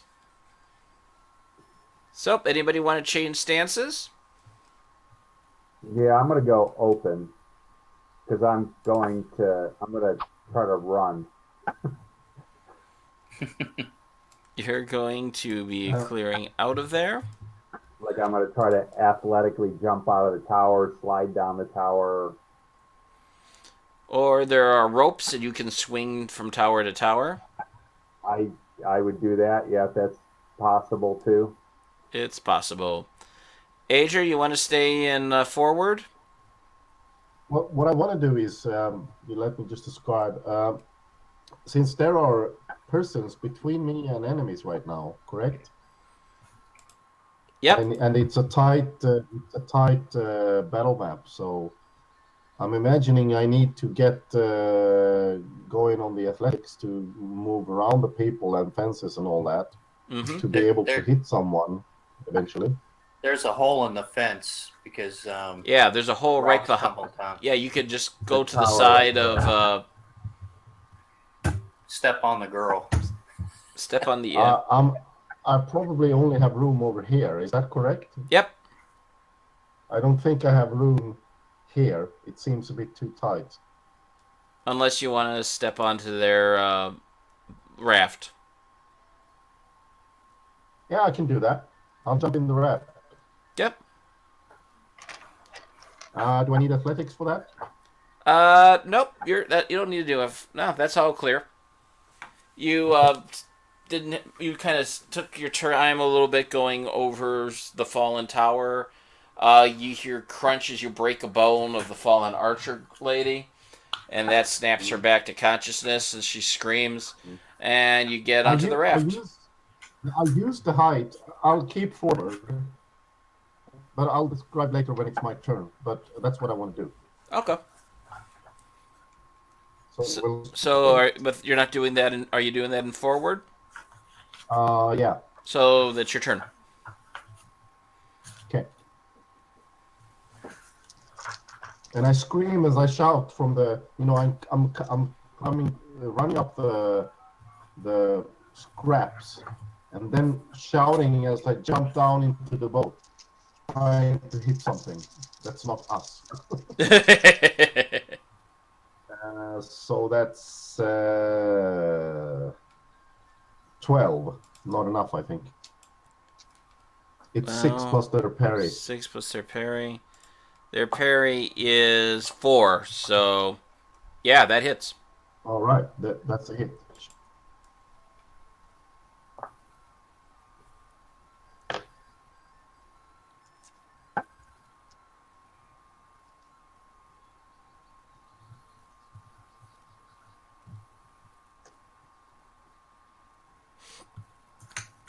How much damage does that do? 5. 5. Yeah. That's 12.1. And The only sad part about my character combat-wise is the fact that I have a regular weapon which only makes 5, but it makes up for my good parry instead. So, And you managed to to hit the guy, and he drops. What? Okay, so he was injured. That was one of the guys that was on fire from the burning raft. Yeah, seems like I'm getting the kills tonight, guys. Okay. That was Ager, so in forward, so Ella Brimborn. So yeah, I'm gonna try to leap. I don't know if I can go to that central tower. You can swing a rope over to there. Yeah. You just need to make an athletics roll to dodge the other guy and make the swing. And I'll say in Elvish, something like "Thanks for visiting," as I try to leave. Little cocky of me, but So I get a 14. 14. No, yeah, nothing else special about it, just the 14. When you land on there, your foot almost breaks through. The construction on this thing is horrible. Hmm. And it's kind of wobbly. Ooh. All right, well, I guess I got my next move. Okay. Not crashing My down. next move's going to be to try to jump from this tower using my feet. Let's go this way, in hopes that my push pushes that tower back on the guys in the other. We'll head towards the blue tower next turn, but so if it wobbles, I'm forcing it to go towards the nasty teeth guys. I like it. Let's go with Thror. All right. There's still one on the raft there. Or is Yes. he already down? One on the Okay. raft. Okay. Let's go ahead and take care of him this round. Oh, I have Soren, but I rolled a Tengu, so big 8. Big 8 does not hit him. Sorry, 12. 12. Mm-hmm. Okay. You hit the thing on the rocks, and the rocks start hit the boat, and the boat starts heading out with Ager on it and the other guy. Thank you a lot. No! You wanted I'm a gonna go ahead challenge. and say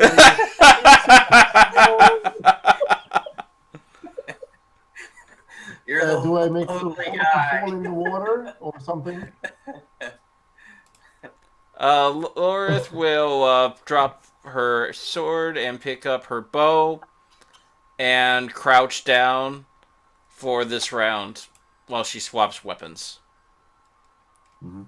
And that's that. Who wants to switch? Oh, they get to go. One guy on here is very unhappy and is going to attack you with his axe, Ager. Okay. He gets Gandalf, and a 6 is not going to get you. Yep. As he is wobbly Uh, completely and surprised, choking, and his clothes are burned. His hair I is just wanna mostly remi- burned off. Yeah, I just want to remind you, Garrett, that I have a 14 since I'm in forward stance, not 20. So Okay. I still thought maybe that's a hit. a 6 is going to get you? No. Right. Because that's Okay. 0. The 6 was those guys. The girl in the blue tower is definitely going to fire at Celebrimbor.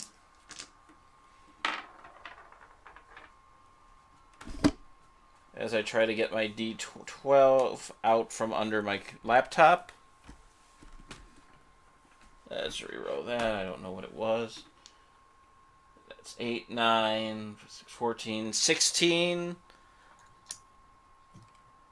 So that's 12 plus your parry, Celebrimbor.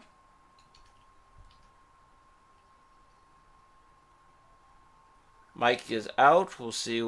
That'll be continued. 8. Hmm.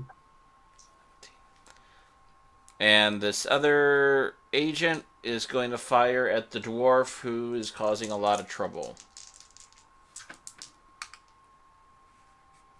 5, 8, 4. 12 is not going to do it. Yep. And we'll check on Mike when he gets to there. So, anybody want to switch around? No, I'm I'll just keep gonna- forward. I'm going to stay where I'm at, but I'm going to move when it's my turn. Okay. So, Ager, Yeah. you are on a boat that is moving further out with one guy who's still fighting you. Yeah, I'm fighting him first and foremostly, and then I'll worry about the rest. Okay. Yeah, I'll make a regular attack in forward stance. Gandalf! This is crazy. All right. I've never experienced this.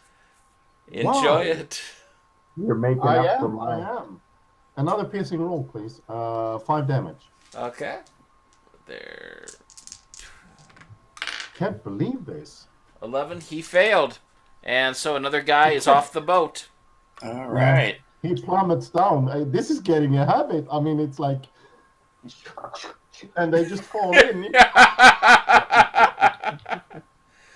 Mike, does a 17 hit you with an arrow? Your parry plus Um, 12. my parry's 7, so no. Nope. So arrow goes right by your ear. Sweet. Sorry, I had to check on Togo Maggot is running a game with his friends, 5th edition, down in the basement, so I had to make sure they were okay. So They hadn't set any fireballs off. no, nothing Say hi down to there, but they're Okay. they're doing some kind of desert adventure. So Cool. Ella Brimborn, your turn. all right, so I'm gonna do what I was saying, try to leap off the central tower towards the blue tower and the elf over there, or the sniper. Okay. Athletics check for the leap. No, I got a Gandalf, and so that would be 25 total with a Gandalf. Automatic success. I'll let you make an attack with an extra die as if you had gotten a battle roll. If you have a battle die, you can still use that if you really, really want to cause pain to this lady. Well, I think the group does, but I didn't have one. So, Okay. Or But from doing such a roll for using the terrain in that way, I'm giving you a battle die that you can use on this attack. Yeah. Well, what I kind of wanted to do, like what I said before, was to push the tower backwards. I don't necessarily have to have it, hit those guys and take out their tower. That's a possibility, but as long as it prevents them from coming at me, jumping from tower to tower, I'm good with that. Mhm. So if I could take out the okay. central towers I left. Like my thought was that I'm going to move my character, but my thought is jumping off towards the blue. This would force the tower, because it was rickety, to go back the other direction. So I'm going to give you, it's going to do that, and you have such momentum from your leap that I'm giving you a battle die for using that kind of terrain. Okay, and then I'm just going to try to hit her and maybe knock her bow out of the way. I don't really have a weapon because I'm just crawling from one to the other. So what would I just do for like an improvised Dagger. Okay.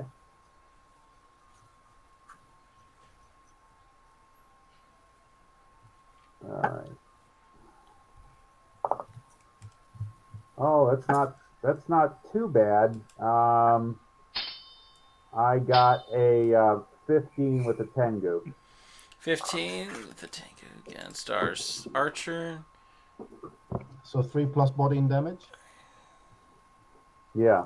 So Our parry is 3 8. plus 9, 12. You hit. And So 8 damage then, I guess. not Is it- 8 damage. It's if you're just using your fists, it's only gonna be 1. Okay. Oh, okay. Yeah. But she's taken a point of damage, a lot of damage already. So she's up to 13. She's only got a couple of points left before she's out. So you did knock her back. And did you get any Tengus on that attack? Yeah. Oh, okay. So one Tengu. So I had a 12 and a 6, so I got a 9 and a 6, so I had one Tengu on the... So you will on add your the body like to that. Yeah, that's okay. So that would be another 5. So I think that's what- so yeah, you're that's able what to I'm knock her about. through the wall of the clubhouse, and she tumbles and falls and hits the ground below. Sweet. This thing comes crashing. Let's see how good these guys are at responding. Guy who's climbing. 11 plus 3 is 14. He manages to leap out of the way, but he's going to take 5 points of damage for the fall. the guy who's in there, see if he can leap out of there in time. Yeah, he manages to leap out of there, but he will also take 5 points of damage.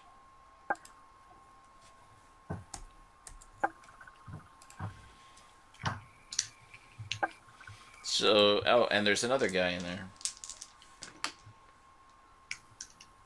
And he failed and gets crushed by a piece of the thing. So he's out. Serves him right. That brings yeah. Anybody left? That brings us to Thror. Okay. So I will go to the guy that got out of the way but is alive, and I want to smash him. Okay. Since Ella Brimborn is so eloquently jumping from tower to tower. And I'm going to use my, well, no, that's all right. I don't need to use my battle die. And I got an 18, 19. 19 hits. Yeah. And how much damage does that do? So actually I got edge. Oh, okay. 10. And what's the injury on that? They got a 13. 18 is the injury. So that guy you don't even have to worry about. Tell me what happens to him. Oh, he just gets smushed in the face since he was on the ground there. Just took him straight out. No worries. Okay. One guy left there. And that was Thrower. She pops up. Goes, sees the area, is going to fire her bow at the other guy who's down there. Okay. Her bow is 2.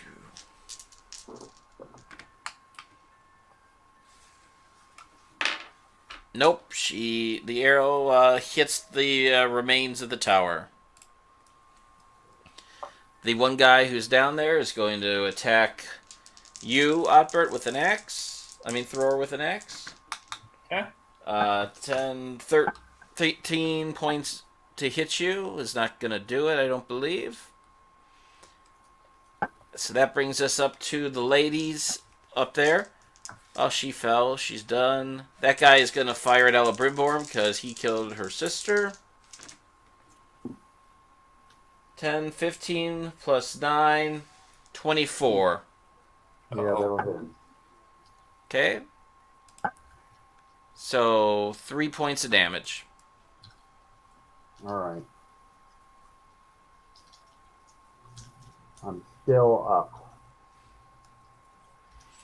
Yep, that was their turn. Who wants to change positions? I'm gonna go to Bo. I'm going to go to forward. Okay. That would And- put you first. And I am going to use my craft skill to identify a weakness in the tower where the last archer is. And I have 2 6s, so 12 and 4, 16 with 2 6s. You find it. You get a battle die for attacking that tower. Great. Then I will use the battle die and attack the tower. I got another Tengu, 10, 16, 17. You cause some damage, but it is not, and it's shaking, but it's not tumbling yet. Okay. Bummer. Ager? Yeah. There's one guy Well- left down there by the tower. Oh, and Basically, you're adrift too. Yes. I know. How far is it to shore? Is it possible to jump from there? Oh, it's possible. Okay, what's the difficulty? We'll call from how far you've drifted and if you're running along the boat. I'll call it a 16. I'll use. Do we have a battle die left? Yeah. Yeah. You can take use mine. that. Okay. Thank Stepping you. stone. Mhm. I'll use that to try and get myself across fast. Okay. Because I can't really see what's happening because I've been fighting myself. I'm assuming my comrades are in danger. Like, Especially as you hear towers beginning to crumble around back there. yeah, not everything that makes sense to the player makes sense to the character, if you know what I mean. It's just going with the flow of battle. So I'll roll 3 dice. And that's 9, 16, 17, actually. 17. So I actually make that. Yeah. You are across. Running, you are across. All You see right. the center tower collapsed. You see Thror smashing his hammer into the tower where the sniper is trying to take out Elebrimborn. The center tower has collapsed, and there is one guy left down here who's still being a nuisance. And your ranger friend is firing bows and arrows. Anything else you'd like to do? No, I'm just trying to come back into it, and Okay. it seems to be over, but it doesn't stop yet. I mean, Right. that's it. Okay. So Lorith fires her bow.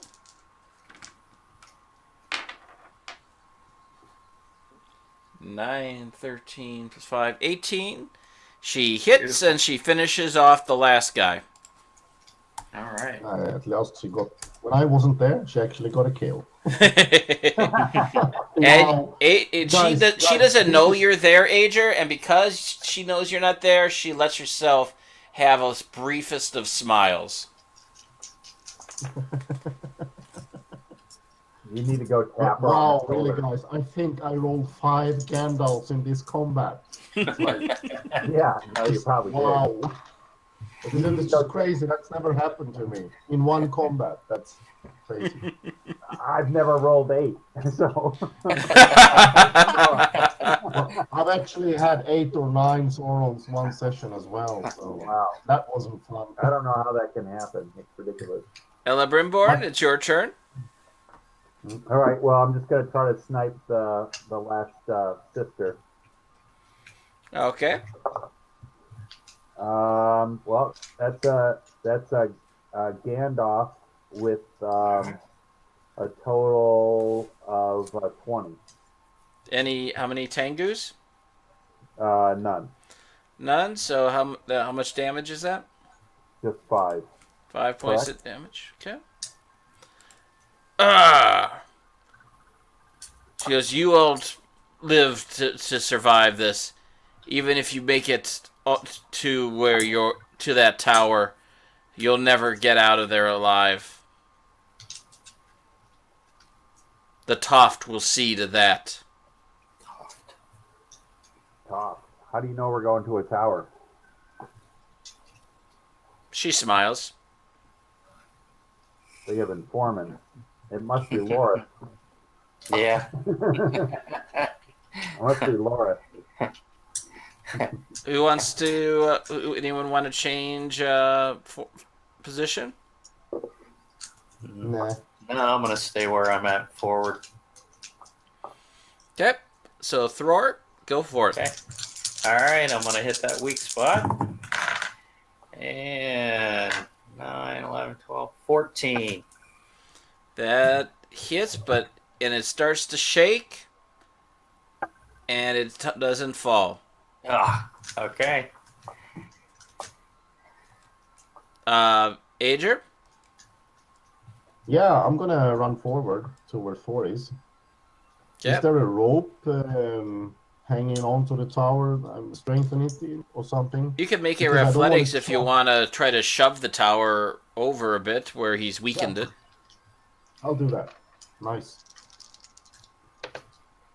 And that's 14.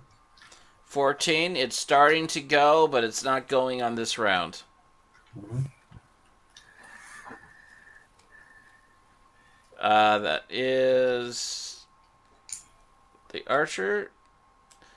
Laura steps forward and says, "Unless you wish to die, you'll tell me what business, who's giving the Toff their orders."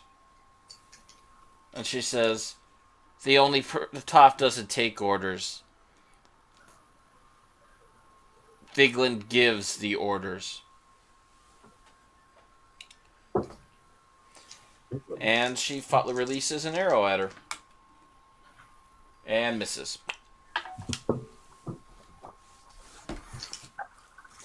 That was Laura. So, Ella Brimborn. All right, I shoot an arrow at the sniper, Okay. and I get a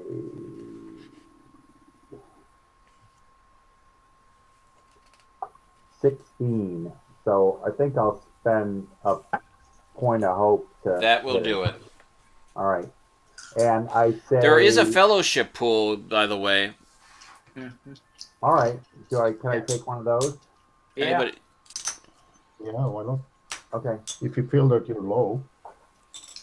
Yeah, I just was 1 point off. We're going to take it down this next round, Mike. I wouldn't necessarily Not waste the spend it. point. All right. No, I mean, I missed 3 points. I don't take from it unless I have to. All right, I won't. Okay. So, It's up to you. I it's up missed to you. it. Just missed. So it goes. My- So it Michael. hits her in the quiver as she turns away from you. Good. And you see that as it pierces the quiver, that there is a scroll that is sealed with some kind of official mark on it that's in her quiver. Oh, good thing scrolls don't crush when towers come down on it. So. We can always dig it out. I Paper's just very won't light it dark. on fire. She's Right, going exactly. to try to leap across, like you guys, to the other tower. That is move personalities.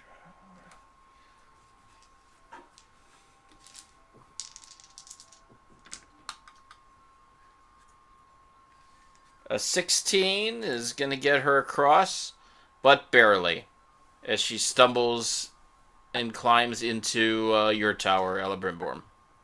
Okay. Thrower, I'm sorry. Do you guys want to change positions? Stances? Nah, that's fine. I'm Okay. going to go forward since I got to come back into the tower. Okay. So where I'm at, I would have to go around. And I can't smash the tower. I guess, am I in any proximity to try and throw a dagger at her? Oh, yeah. You can see Okay. the entry to it. It's a poorly made clubhouse. Okay. Then I'll throw a dagger. Oh, 3. I don't think I will be hitting anything with that dagger toss. You kill a squirrel. Oh, wait, the squirrel was dead already. That's why I hit him. It got hit by a sparrow with an arrow in it that hit it. Hey, I got better, guys. It's all good. Ager and Ella Brimborn, who has the higher wits? I 5. think that's it. 5? Yeah, that's you. Okay. So I will pull a sword on her and try to hack her.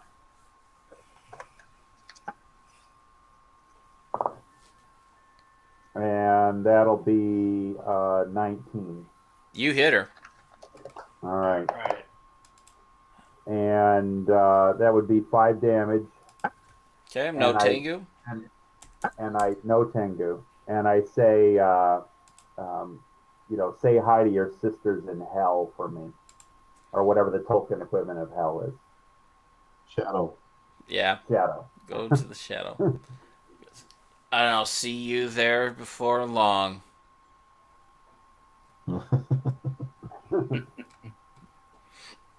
Ager, your turn.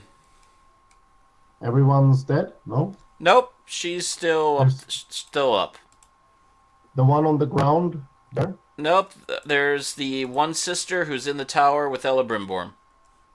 He Okay. cut her with the sword, but she's not dead yet. Okay, but I can't reach her. Nope. See what So- creative ways you can come up with. Yeah, I'll throw a dagger. Okay. I'll run over here and throw a dagger.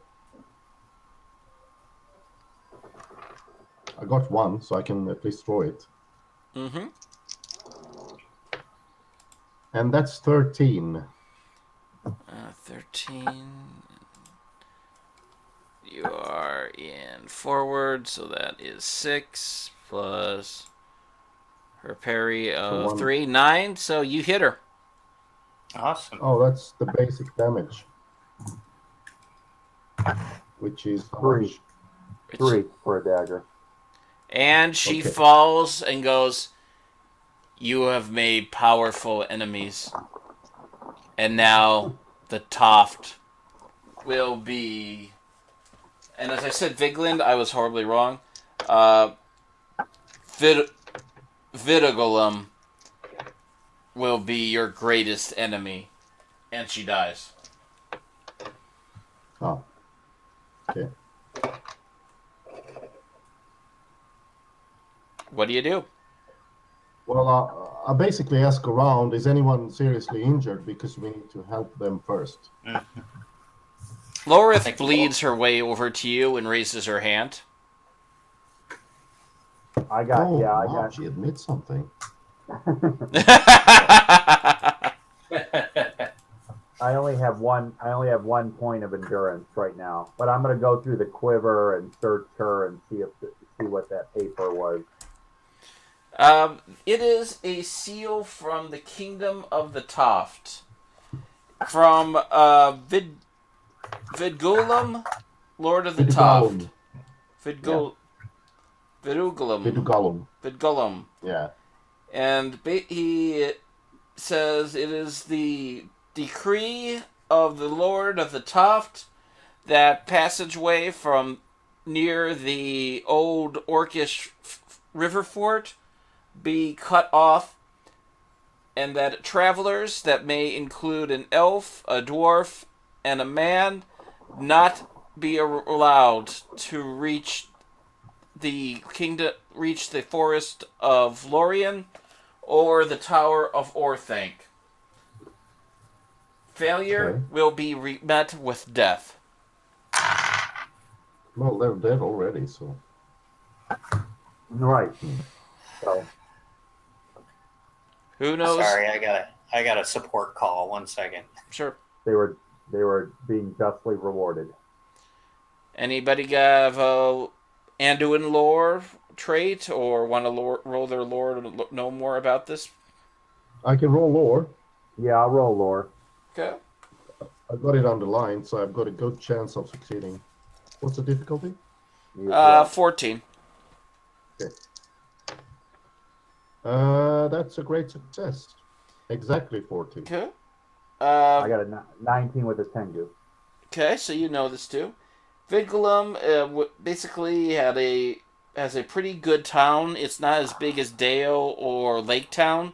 It's a fortified kingdom, which is he's basically considers himself as tough as Bjorn Vigilum, and he wants to have the biggest, most powerful kingdom in all of Middle Earth. He has no problem forming alliances with orcs to strike at his enemies. He likes to keep his hands clean and hire mercenaries or orcs to do his dirty work.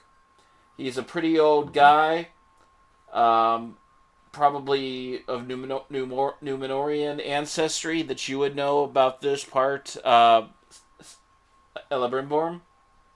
Okay. But you know he has no heirs or to keep care of his kingdom. And he's been obsessing about the necromancer and the ability to maintain life or to not let death claim one. So he is not a nice dude, and he rules very, very harshly from his fortified walls. And that's not horribly far from here northeast. Yeah, out of character, I know one way to transcend death in this kingdom. You just have to ask Sauron for a ring, and you're good. Good to go. Mhm. All right, and then we'll search around, see if there's anything else around here that's of any. There's basically one treasure worth of gold coins that was given to them, basically for the duty of guarding this area, and with the promise of more being delivered and more if your bodies were delivered. Okay.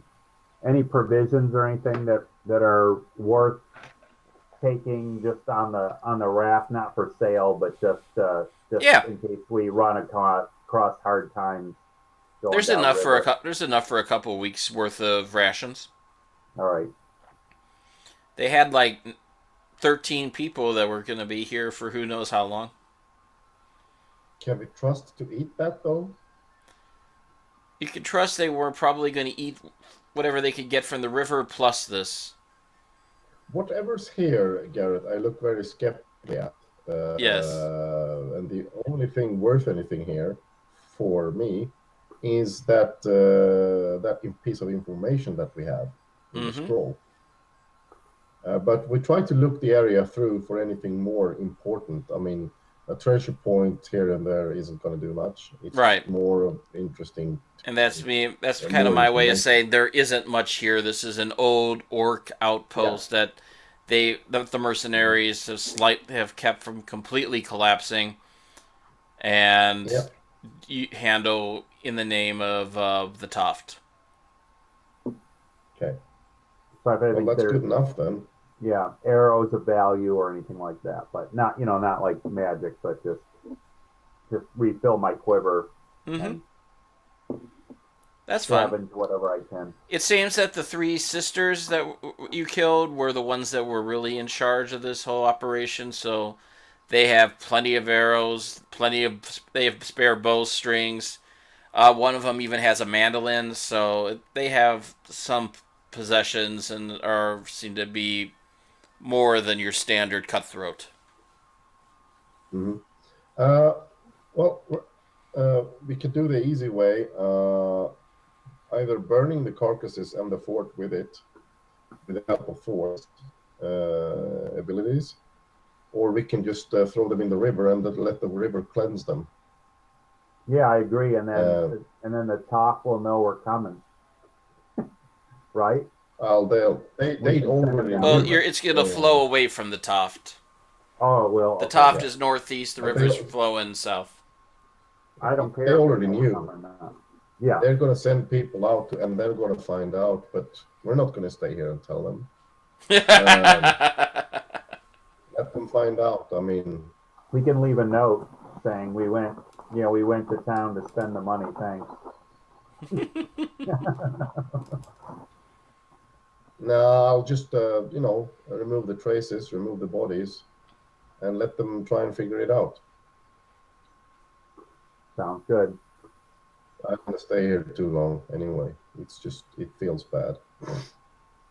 We'll burn the traces in the fort basically because he keeps it as a fortress, and that way we know that he'll have to rebuild it. I Yep. agree. So Okay. we'll just pack everything, be ready to depart, and put everything on fire, set it ablaze, and then leave. Yeah, and we'll do it under Thor's instructions since he's a good fire builder. So Yeah. From then on, I think that we will try and find some piece of shelter that feels a bit more clean. If that means out in the wild, then it means out in the wild. But the main thing is to basically get some rest because people are very not in a very good shape. You can So go to we need, the other shore. You can keep on going for another hour. Whatever you want to do. yeah, something like that. So will we At have least an hour. knowledge of where this Lord's kingdom or keep is on the map? Would we have any idea of that or no? With that lore roll that you did, yeah. Let me pull up my map. It's not important now to show it to me. It's The Toft. Toft is Blorian. There. Draw shape.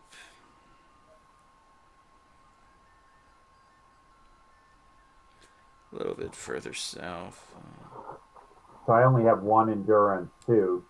So I think Laura's in pretty bad shape as well. So Right If I where read the map correctly, we seem to be in the middle of the area south of the road, which means that it's the Woodman's area, Mm-hmm. or it's on the border of it. Yep. So this is good to destroy. We help them. The little where I drew the little rectangle out here, that yeah. is the Toft area All right. fortification. Oh, that's a bit more down there. Hmm. That's very close to Dolgolder. Yep.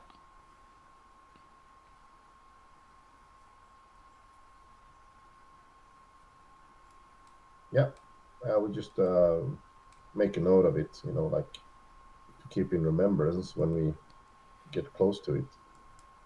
Or we won't be close to it, but we will be pretty close to it. Do you want to try to get aid from some of my relatives in Lothlorien area? There are relatives of yours? Well, I'm an Lothlorien? elf. They're far distant relatives, removed relatives. I was kind of I curious to have talk no to knowledge of this place.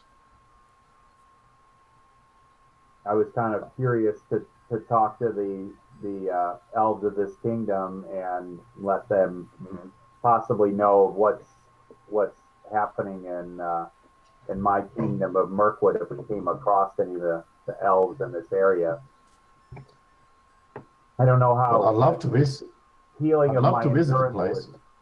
Yeah, I don't know how healing works with my endurance since I'm down to one. What I need to be resting anyway. So Yeah, but if we go for an hour or two, then we can rest up a bit. yeah, But what we do actually heal is heart rating back Yes, you get after the your. first half hour. okay. So you can notch that up as we go, unless Garrett plans to ambush us again. Am I considered fatigued or anything like that? You are considered fatigued and weary. Yeah. The thing is, Michael, when you reach your fatigue threshold, which you should have noted down on your character sheet, Yes. that's the weight that you keep carrying as a character at all times, Okay. which is the weight of your weapons that you are carrying. Uh-huh. I don't know how Garrett rules the treasure points, but mainly the weapons and your armor. So you add that up together, and that's your fatigue threshold. Okay. So endurance is the amount of damage that you can withstand, and if Right. endurance comes to that value or lower, you are wary. Yeah, I'm wearing. Yeah. So if you are wary, then you also don't get to count one, twos, and threes on the success dice. Gotcha. I They are recall. zero. I recall that. Right. Yeah. All right. Combat stances, ranged attack, out of order, knockback, called shots, protection. Yeah, so since Garrett, since I'm not very, and I was lucky in this combat. Mm-hmm. You were very lucky. Yeah, especially in hitting, but I didn't get much damage at me as well, and I have a high heart rating, so I'm already fully up. I'm going to take a bit of a charge in making camp and helping the others out to feel comfortable Sure. and feeling good. Can I roll inspire for that? Can you what? Like, can I roll inspire for that to keep the morale up Absolutely. Absolutely. and make kind of a storytelling, make it a storytelling way, but inspire them that we did well as a group and we survived. Yeah, you can tell them about similar encounters and river attacks and things that didn't, say how fast and how sieges on places like that could last days, but you knocked them out and back and out real quick. And it was vital to keep them in the water for as long as possible, which everyone understood, and I'm really proud of that. So I roll for that, and I'm going to spend hope on it because it's important. Mm-hmm. If I need to. 17. 17, that's successful. Must be insight. So you used insight. I can't make it my third pip though because it's not a great success. So, but it's good enough. Right. It doesn't do any game effect except that maybe it helps them feel relieved and feel better. It'll make you feel better, and I'll give it to where you each get an extra endurance back. Nice. Because you're feeling Okay. good, and when you feel good, the body responds. Yeah. So everyone that has a treated wound, is she treated, by the way? Did you treat her? No, we didn't treat Laura. You have not treated yet. Right. You want to wait until you heal up a bit, right? Well, you said if I rested for half an hour, I would get my heart value back, correct? In endurance. Yeah. Right. So then I would be above my fatigue threshold at that point. Yeah. After So half hour. you'll help her while we set camp, and I'll basically do most of that work, and you can help her. Yeah. Sounds good.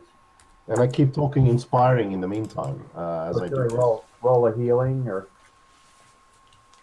Yeah. I think the difficulty for treating a wound is 14 or 16 or something like that. See, misdeeds, blighted places, battles, finding encounter structure, other sources of damage, tolerance, attack roll modifiers. Where are you? Uses of trait, surprise attacks, onsets. Yeah, I was saying. There, resting. Here it is. Resting hero with an untreated wound, so it's 14 to treat the wound. Well, I got the highest value that I could get because I only got a 1 in it, so I got a Gandalf and a Tengu on that healing roll. That's good. Nice. So it's treated. So on a successfully treated roll, you underline the wounded label if you had that on you, and as if it was treated. So really, you don't need to worry about treating these injuries unless you had a wound. Yeah. Which is what Lorith had. Yeah. Oh, she had a wound? She has a wound. Yeah, so Gandalf and a Tengu, so with an 18. That gets and that. The rule is that when you're traveling on the road, you gain 0 endurance back for an untreated wound. And you get 1 back for a treated wound and 2 back every night otherwise. If I recall correctly. Yep. And she's getting better. She's all by the from the healing already is after the battle is back up to over her fatigue level, so she's ready to go again. I was a little sweet on her when I first met her, anyway. So I think I'm working on that now. Now that she's down, I'm whispering Elven poetry and stuff to calm her down as I'm healing her, and She or doesn't quite or know how rhymes, to make of that. or rhymes of lore or something like that. If she doesn't get my Elven poetry, then I start doing rhymes of lore to be kind of like a goofy buddy or whatever kind of thing. She understands that her brothers, who and her used to do rhymes of lore themselves, so she is really responding to that. Yeah, So, so and do we need food, or do we still have food, or you have plenty of what's the food. status of that? If you don't, you're still stocked up with rations. You can get Mhm. plenty of fish out of the river, and if you want to take their warehouse supply of cured jerky and stuff, then and dried fruit, then you can take that too.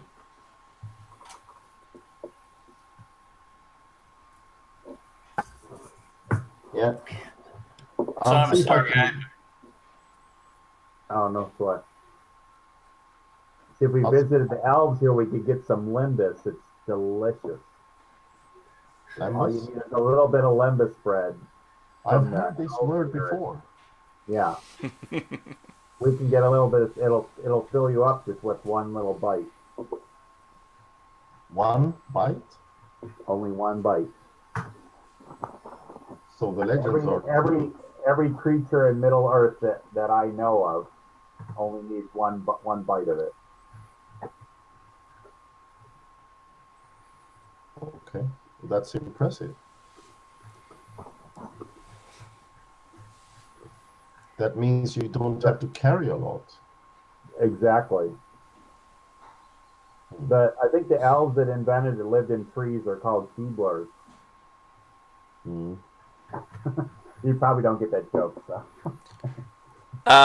Laura That's says, something as there. much as I appreciate the elves, time has a way of drifting away when you are in their realm.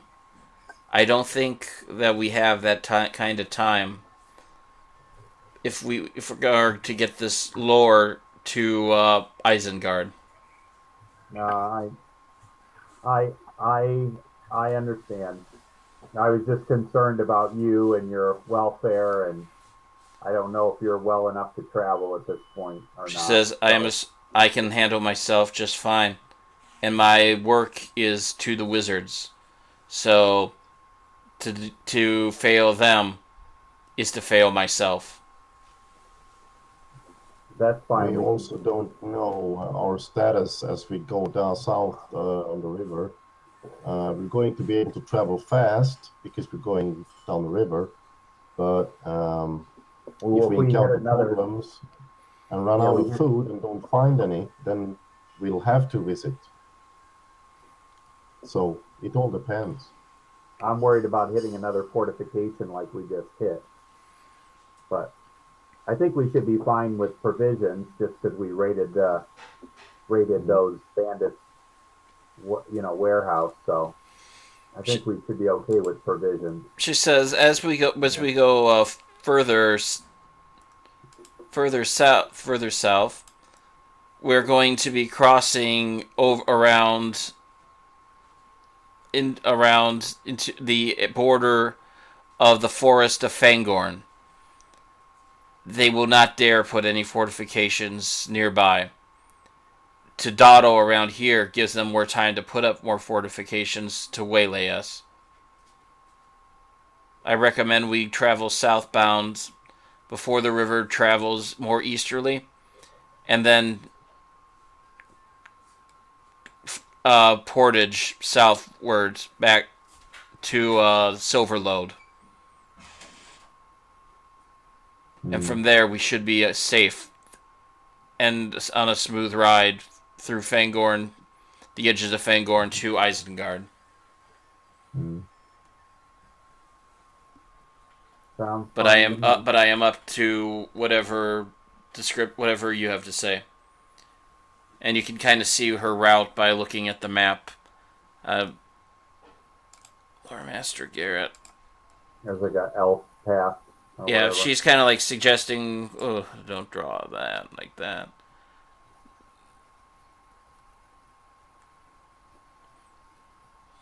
Where's my draw freehand? There it is.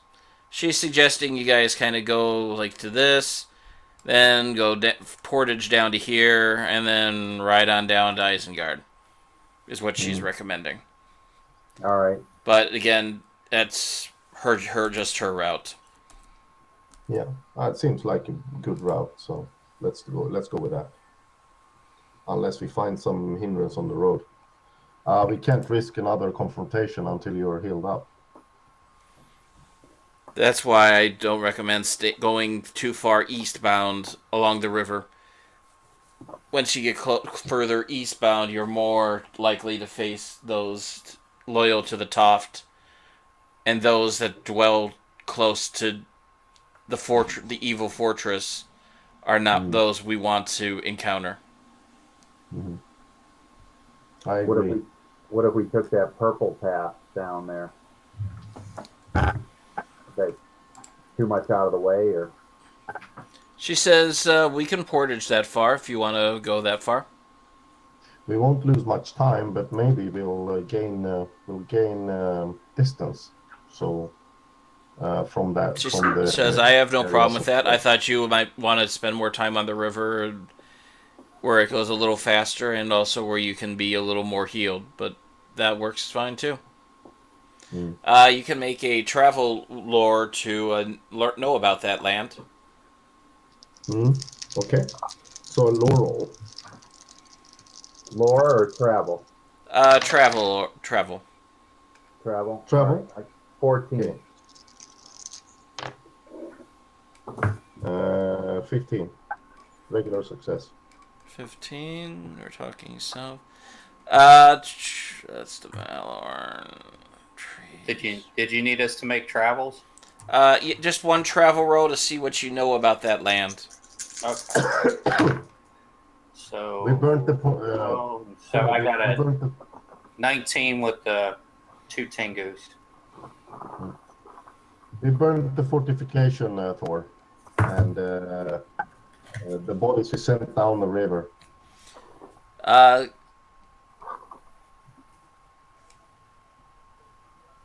And we didn't find anything of value, and except for this parchment of information. And we could take that to Saruman as well. Okay. I think he'd be interested. Okay. I'm sorry, I missed the whole discussion around getting your endurance back. Did how much did we get back to this point? You gain your heart back, equal to your heart value back right now. Okay. And so we overnighted as well. And you weren't injured, right? No, I wasn't injured. So 2 more. Okay. All right. Good. I guess we spent the night already, Garrett, right? No, you are still right there. Oh yeah, you have. Okay. Well, Yes. you're kind of having this conversation as you're camping.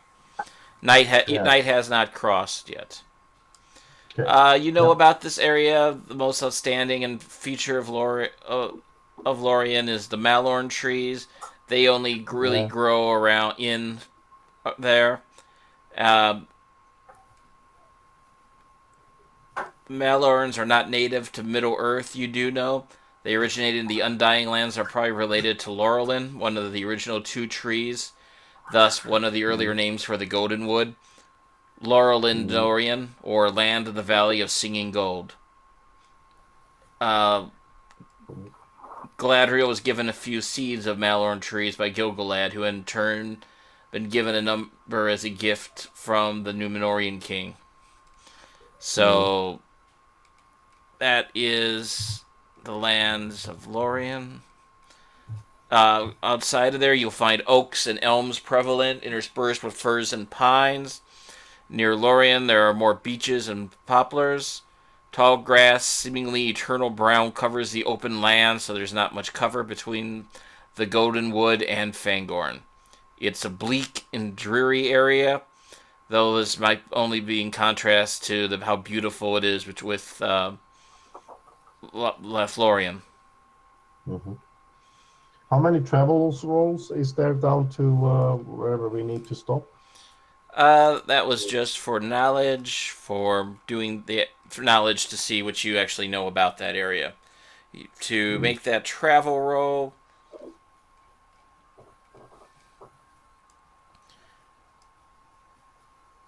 you'll be making two fatigue tests, two travel tests, To and Elvenwood. that'll get you to the river.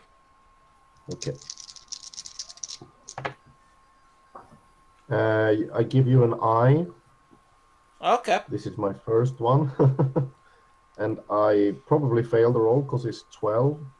So I add 2 fatigue. I guess it's summer or spring. It's it's late summer, early fall. Yeah.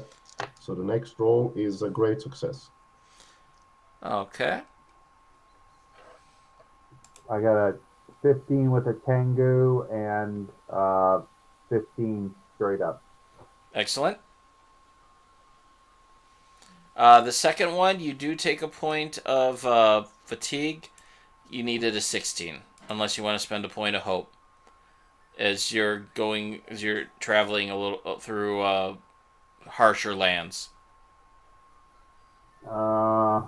I'll take a point of fatigue. Okay.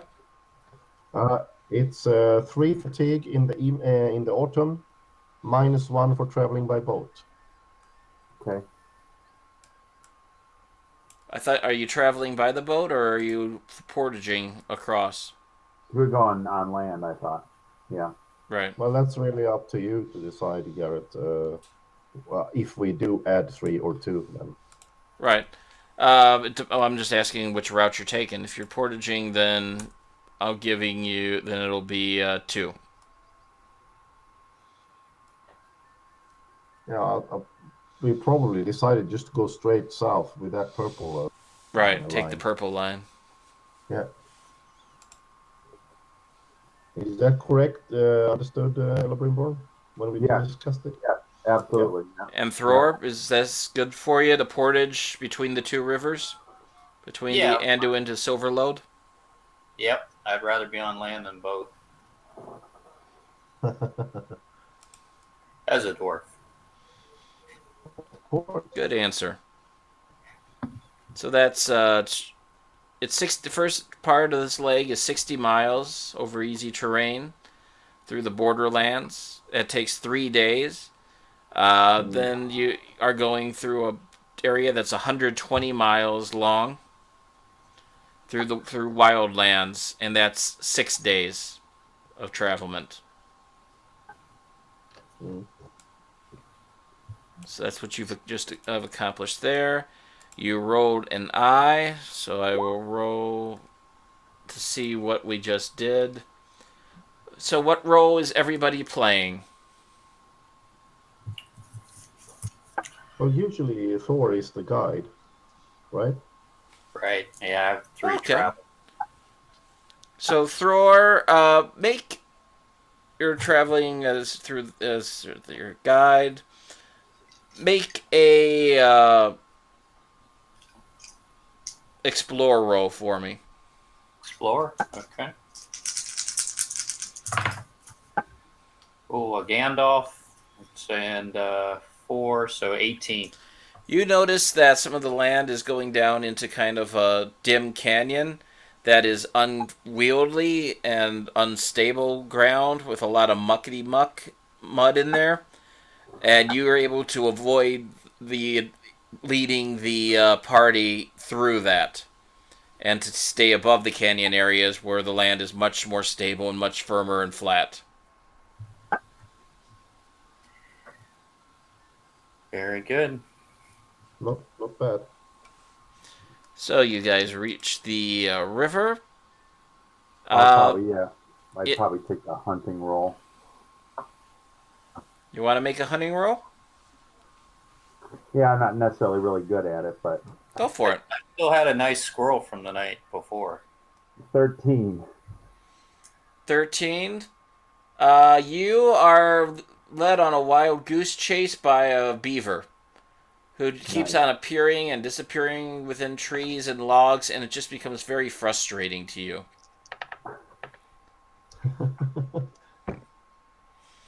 Anybody else want to hunt? Well, I don't know. My character isn't really interested in that. Make I a lore mean, roll for me then. yeah. 20. You remember that in this area there are supposed to be rare gray ferrets, and it's feared that they're almost extinct. So you know to warn the party, don't hunt the gray ferrets if you see them, because it might be the last of their kind. They grow. They are Yeah, I unusually intelligent. They are favored pets of the Nodor in Lothlorien. They grow to nearly 2 feet in length, amazingly quick and powerful, and can kill a much larger animal with their strong jaws. yes, I tell you guys about that. Okay. Maybe we can get some pets. If you can Well, find them. I think if the Noldor would know it, they would want to know where they are. But I'm assuming they know it because it's quite close. If there's elves in the forest, there must be a few Noldor there, maybe. Yeah. They're not so common, if I'm correct. But these creatures are. We're not starving, so I really don't want to hunt them. Okay. All right. So you are at the river and make a travel test. Make a fatigue test. Yeah. As you are now definitely in autumn. Another eye. Ooh. 10. What's the difficulty? 14. Okay, I failed. I I'll failed. add I feel two like more I dice. love I'm sorry, 12. The DTN was 12. Oh, Well, then I succeed. Great success. Okay. follow you. Okay. You're going 80 miles downstream now. Through Oh, that's through fast. Freelands this summer. Yeah. Well, my character hasn't been this far south before. I can tell you that. So I've been kind of amazed going through the elven forest, hoping to see elves, which we obviously didn't. But still was a nice trip. It's unusually empty of them. You do see some minks and beavers. Again, there seems to be a fox that seems to be having a great time following you and taunting you. Okay. That's weird. You see several deer. There's evidence of black bears that live in the hilly areas, and Mhm. every now and then you see some of them in the river fishing for trout. Mm. But Well, that's a nothing to good thing. cause any concern about. Yeah. And I guess can I do my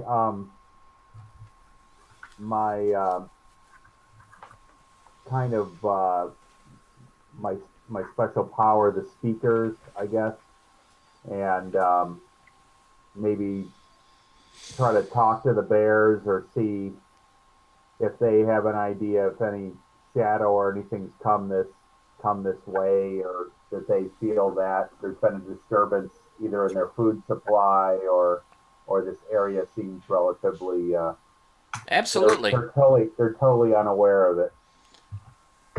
The bears are tell you to go travel as fast as you can because a strong presence is coming from the east.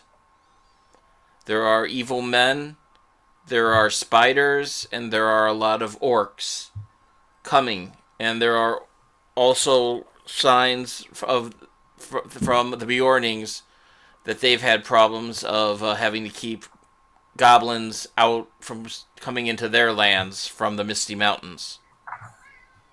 And they all seem to be heading right after you. All right. Hmm. Well, I wish the bears good hunting and Because keep it affects themselves the. and their offspring safe. I'm sorry, can you repeat that, Mike? Oh, I wish the bears good hunting and wish them basically, you know, that they keep their offspring and themselves safe and out of danger. Cool. And they wish you safe travels and hope that no harm comes to you. And now you reach the end, last bit of your travel. It is you've traveled runs 70 miles along. Make another Mhm. travel test. Actually, no, you don't have. You don't have to. Don't worry about that roll. That was unnecessary. Okay. That's good because I rolled a That was highest for amount. your last. That was for the last bit of your roll. But the bears are not. Were concerned about things that were basically coming in toward Lorien from all directions. And you corrupt. It all seems to be a lot more peaceful when you enter Fangorn, and you feel as if the trees are even watching you and guiding you through the river. Okay. Very nice. So, can I use my old lore trait Absolutely. to know something about Fangorn? Sure. I want to, if I can, I'll use it for success, but I imagine the difficulty is too high to do that, so I'll have to roll, correct? Um, I will have. Yeah, I'd like you to roll for it. Yeah. So I'll take down the difficulty, you know. The difficulty, we'll call it 16.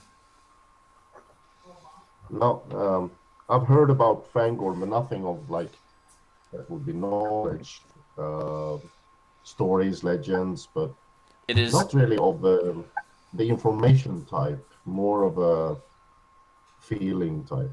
You know what I mean? It's like a story. It's The trees might stories come of alive, but ancient I've never forests seen. of from when the Yeah. land began. There's talk Mm. of even of the trees are sentient and sometimes move around, and you can't even tell what path. Knowing a path isn't good enough on the count that the trees will shuffle the paths around, and those Mm. are those stories. I'll try to Yeah. roll a lore.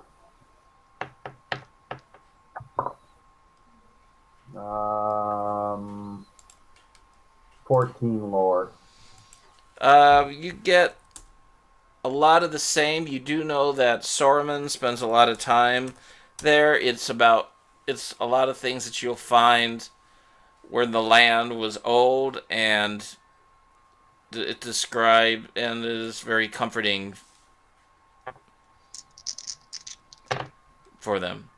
It's located at the Mm. southeastern end of the Misty Mountains near the Gap of Rohan, forming the western border of mountains are the western border of Fangorn, and that's where Isengard stands. There are two significant rivers that run through there. To the north, the Limelight from the woods forms the northern border of Rohan.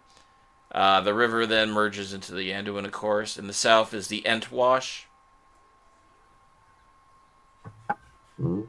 Uh, it's very humid in there, and the trunks and branches grow thick where very little light penetrates, so it's not mentally a pleasant place to be. There are supposed to be huge spiders and huorns that live in the forest. Okay.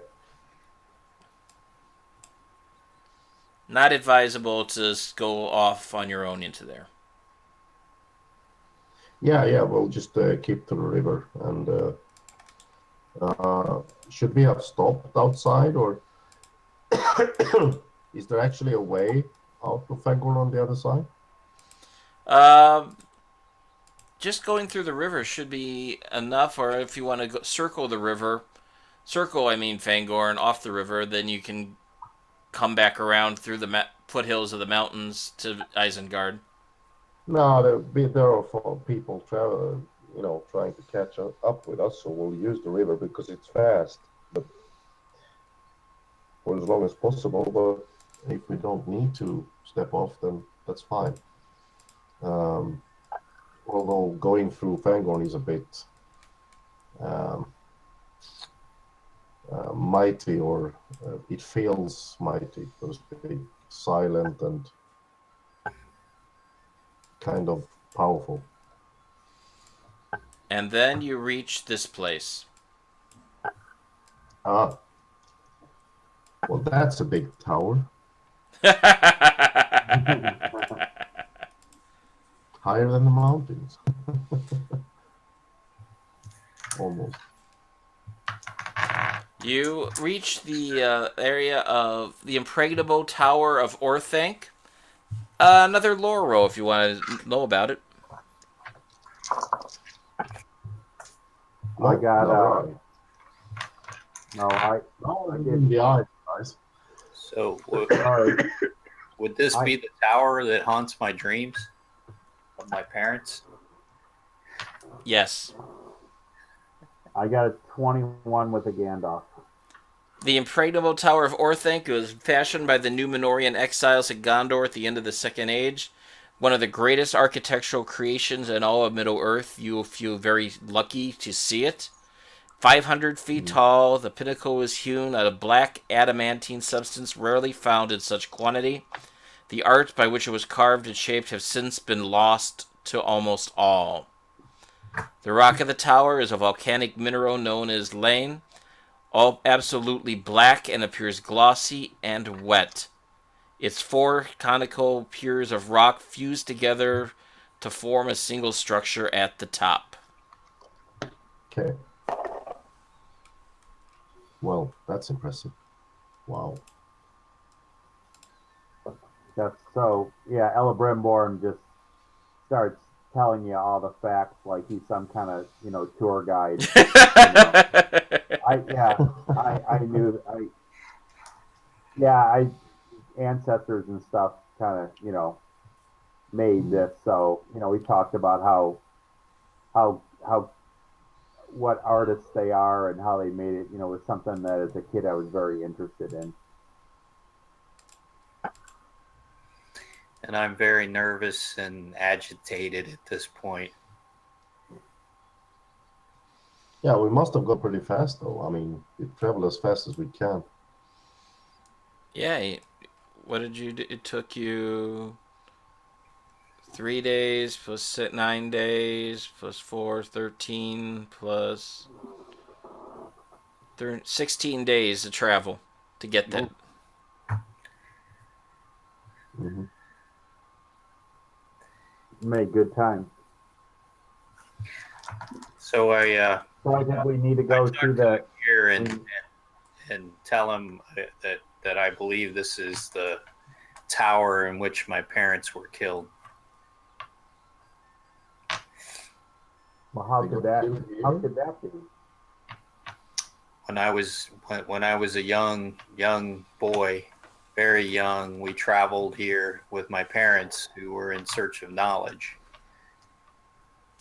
And all I remember is being shuffled out into the dark, into the tree, basically hearing the screams of my parents as they were killed.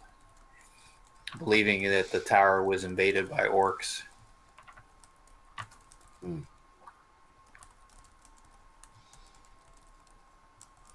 Sad I story. would say I know nothing but good of this tower. I didn't know it was ever a place of evil. Mm. I don't believe my parents thought it was evil when we came. Otherwise, they would not have brought us with them. The night, I just remember the night of our death, where we were shuffled out into the middle of the darkness. It was pitch black, and there was a dark shadow presence that we all felt, my siblings and I. Well, at least then we would know that you've inherited their courage, if that's the case.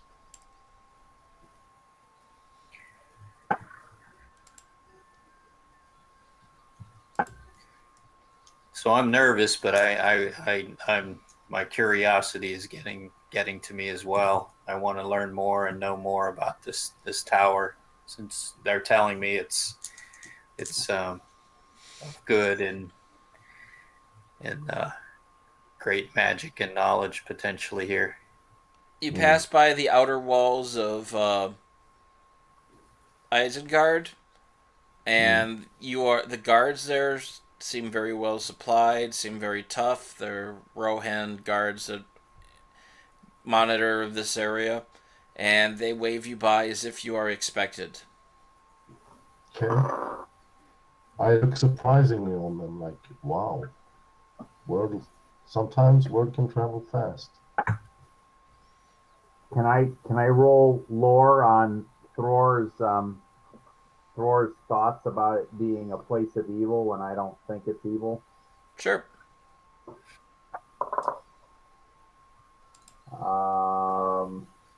That would be a 20 with 2 Tengu. Wow. Wow. You don't believe that there's been no assault on it. It stood against. There's been orcs trying to get into the area, and it stood solid against it. But it's been guarded by Gondor, and then when Rohan became independent, it became a property of Rohan, and has been entrusted to Saruman the White. All right, so Thror's pretty disturbed, and I've been with him for a while, so I'm not going to question his thoughts that he thinks this is in, but in back of my own mind, I think he's thinking about another tower, but I don't want to ruin his experience or whatever with he's reflecting on his family and tell him that he's wrong. I just keep it to myself that, he must be thinking about another tower, and as soon as he gets in there, he'll see that I'm not worried that it's going to be a place of evil. He'll be fine once we get in there and see how wonderful it is.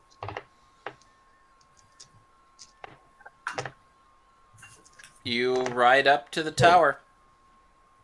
You walk up to the tower. All right. So I'm searching through our materials, unless Laura's got it, to get the paperwork in order and stuff, because I assume we're gonna have to present this stuff. So I'm kind of getting organized before I even get there, and make sure the scrolls are like in the sequential order that we found them, and straighten them out if the edges are curling over. And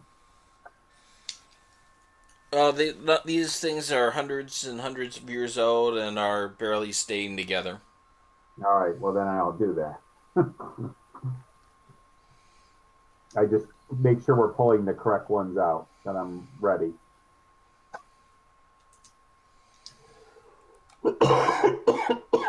So there's winding stairs that lead up to one single entryway into this tower. All right, I'll go up them without hesitation. The more pressing it gets. And I just, stop a while now and then to hearken at, the thing. It's impressive. It's I mean, it's Yeah, so tall. I go up the stairs without hesitation. Try to knock or ask for entry or if there's anyone there or call out. you you hear the echo, and it seems to echo throughout this entire massive tower, and it's all quiet within it. All right. Well, I'll wait a little while just in case.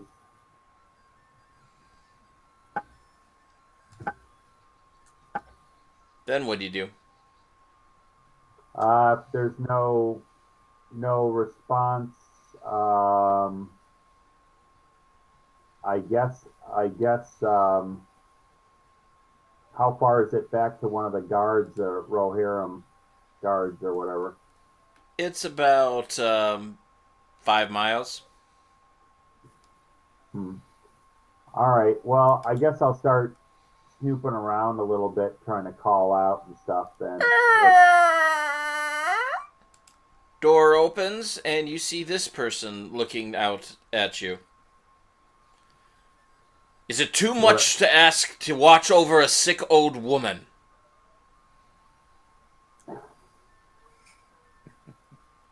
Uh, yes, she's being well taken care of. Do I recognize who it is, or I don't, or do I? You, Can I you, gather? you all recognize Gandalf the Grey. Okay. I leave you with one task: to watch over a sick old woman. What? You are not over in Erebor. You are very, very far from Erebor. What makes you think that you should have come here? Well, You are now lot of in things. an encounter with Gandalf. I'll step Mhm. forward boldly and state that Okay, but We- first of we- all, let me give you the information on your encounter. Sure. He of course likes wisdom over valor. So who has the highest wisdom?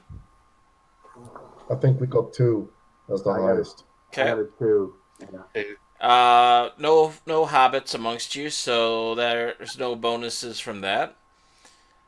And so, all right, you have like 3 strikes and you're out on him. Yeah. Step forward. You want to do this, Thor, first? I can be bold, but Or should I? I don't have the diplomatic skills that you do. So if you want to push me, It's up to back- you. If you want to do something, then do it. Are Oh, you I going to was just- try to intimidate Gandalf? No. Please, I don't think that would work. butcher my trait. So I'm I can go in if you want to, if you're okay with that, George. yeah, that's fine. I was just going to make a statement that we did all we could with Ankle Biter, and we came in search. We brought scrolls, which we believe can lead to her aid. Yep. And you state that information? Who's going to do the custom setting up the encounter? I have a 2 courtesy. Courtesy, or you can use Riddle if you want to talk circles around Gandalf. Courtesy if you want to for be introduction or awe. awe if you That's want to first off. intimidate him. Anyone have a better courtesy than 2? How about I have You got 2 3? awe, but I also have the Helm of Awe. So if we get into trouble, maybe that's what I'll use is the awe. Or you can use song to try to use song to try to make your point. I have 2 riddle and I have 2 inspire and 2 for awe, but my feat die, I roll 2 feat die for awe. So I'll hold back. Sounded like Leonard had a 3 in courtesy then, or I've got 2 in courtesy and 3 in persuade, but doing the introduction is usually using courtesy or awe, unless you want to be not telling him who you are, then you're riddling him, meaning lying or covering it up. yeah. Or talking like a politician to avoid answering the question. Exactly. Exactly. So we should each do an introduction because that's usually how it starts. Okay.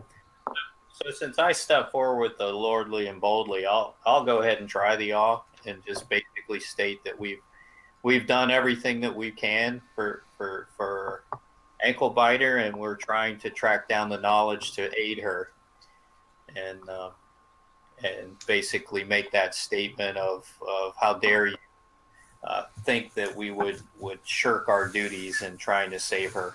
Okay, we're gonna call that a severe TN of 18. All right. Ouch.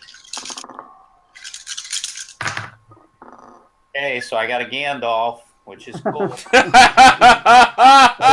number doesn't matter. You got a Gandalf against I got Gandalf. exactly 18. Really? The number doesn't matter, George. When It you roll a doesn't. Gandalf, it's What's an infinite number.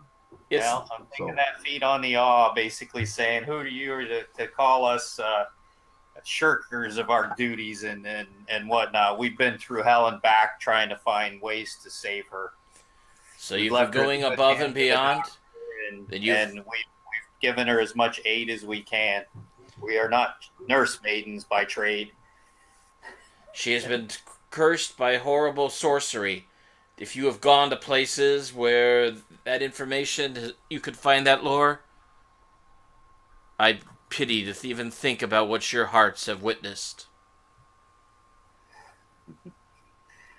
Yes, we have been through much, and we are wounded at this time, and are trying to heal up from these adventures, but we do not shirk from our duties. So forgive me if I'm being abrupt to you, but we are not cowards, nor do we shirk from our duties. I would be lying if I said I didn't expect a dwarf to speak to me this way. You remind me of Thorin. And the sad thing is, at times, he had good points. Yeah. Who's going next?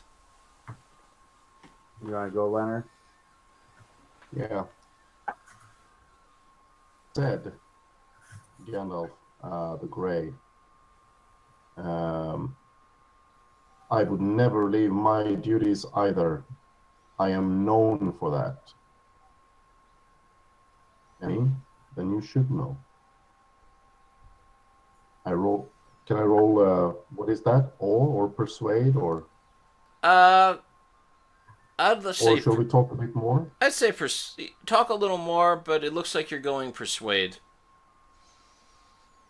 Or I would We say have you're done- almost even going into riddle a little bit with you should know that, as if you're not introducing yourself by name.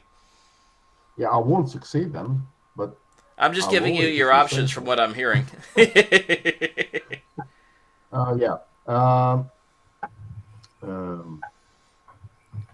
It's exactly as Well, Thor if your said. duty is to watch should over have been someone and you are not there, then you have obviously not. You have shirked by definition the duty. I assure you, Gandalf the Grey, that we've taken all the measures that we can. Did you find the doctor? Yes. And where is And the he's with her doctor? the whole time. He's with her the whole time. And you did not try to remove that bracelet from her leg. The bracelet in itself is irrelevant. The curse is stuck to her even if we remove it. Ah, and how do you That's what know we about found out. this? I don't remember, but I'm sure my character does. It's from a curse from the petty dwarf that was put on her somewhere between being taken from the Old Ford and being carried across Mirkwood by the spiders. She was taken at the Old Ford, carried into Mirkwood, and when we found her in the Marsh Dweller's place at the eastern side, in those marshes, And long marshes. who is with her there? Well, if I recollect correct, we also freed Wolf there. Is that correct? You did free her. No. There were hobgoblins and great orcs and minions about. Yeah. So I tell him about that, and I also say that we brought 3 allies from Erebor, 3 dwarves that helped us out. It was a lot of marsh dwellers there, and we saw and felt their stench, to say the least. Okay, go for a persuade. Oh. You've made your case to him. Great success. Great success. What was it you said? 18? 8. That was for off. I will give you a 16 for yours. Okay. Yeah, that's a great success. Interesting. It has taken you above the waters and below the waters. She's been carried by creatures that would have gladly be doing battle with the orcs. I wished, and he turns to Elebrimborn. Why do you think? What would it take for spiders and orcs and evil men to play nice together? Well, I say, first of all, I would try to use courtesy and, introduce myself. And I say, Mithrandir, you know me well. I'm Elebrimborn from the kingdom of the Wood Elves. I'm an agent of my king, and we have fought together in the Battle of 5 Armies. You know me well, and I have listened to the forest of Mirkwood when I was there, and have heard of the wards allowing the goblins to ride them. I think a darkness plagues the land, and we are bringing forth things that don't encounter. I do not know the source of this, but there definitely is a darkness and a shadow that's sweeping across the land, causing these creatures to join. All I can tell you is that from what I've learned from listening to the wards in Mirkwood is that they have something that's calling to them from the sky, some dark flame or an eye surrounded by flame that's telling them what to do. It's telling them to join forces together. I don't understand the mystery of this. I've seen this in my dreams. It is dangerous to try to judge portents. They are always wanting to go into the most dangerous of places. And also, the truth often hides behind those that you fear. There's a 14 courtesy. He'll accept that, the courtesy. Say, but still, what would bring evil creatures that would sooner slaughter one another together? To unite them, and to use a grandmother who is renowned for her cooking as a tool of evil, and to make her a source of great suffering. I do not understand why someone would foolishly choose a grandmother as an agent of evil, but I certainly believe that there is some higher force that is a higher force of evil, and historically I don't wish to speak their name, but I only know of one source of that evil, unless there is something new. That source has been driven from this land. I do not believe it has returned. I do not believe that there is cause of concern over it at this stage. It is what has brought the remnants of its armies to stop fighting and to do a complicated scheme that concerns me great. And he turns to Ager and says, "What does your heart tell you?" My heart. Well, it's hard to judge because I am drawn to this by personal, private relatives. Please go on. And there's seems to be a judge in Lake Town that survived That survived battle. what? The battle not long ago of the 5 armies.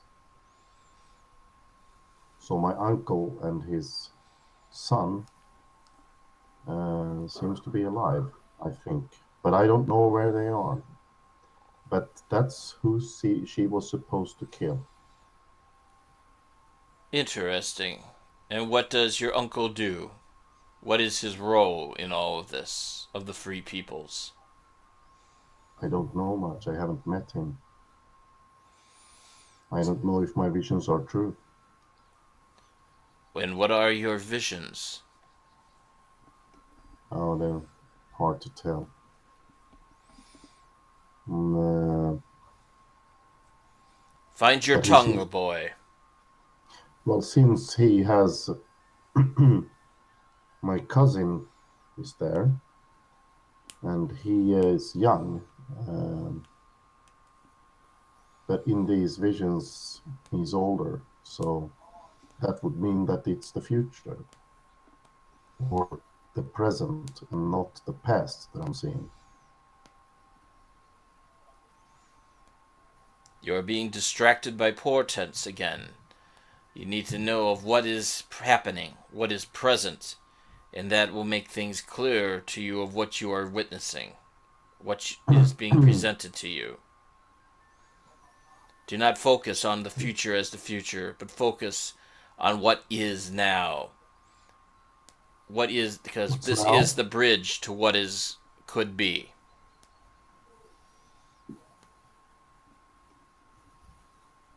Well, killing rulers means chaos and conflict and strife between ourselves.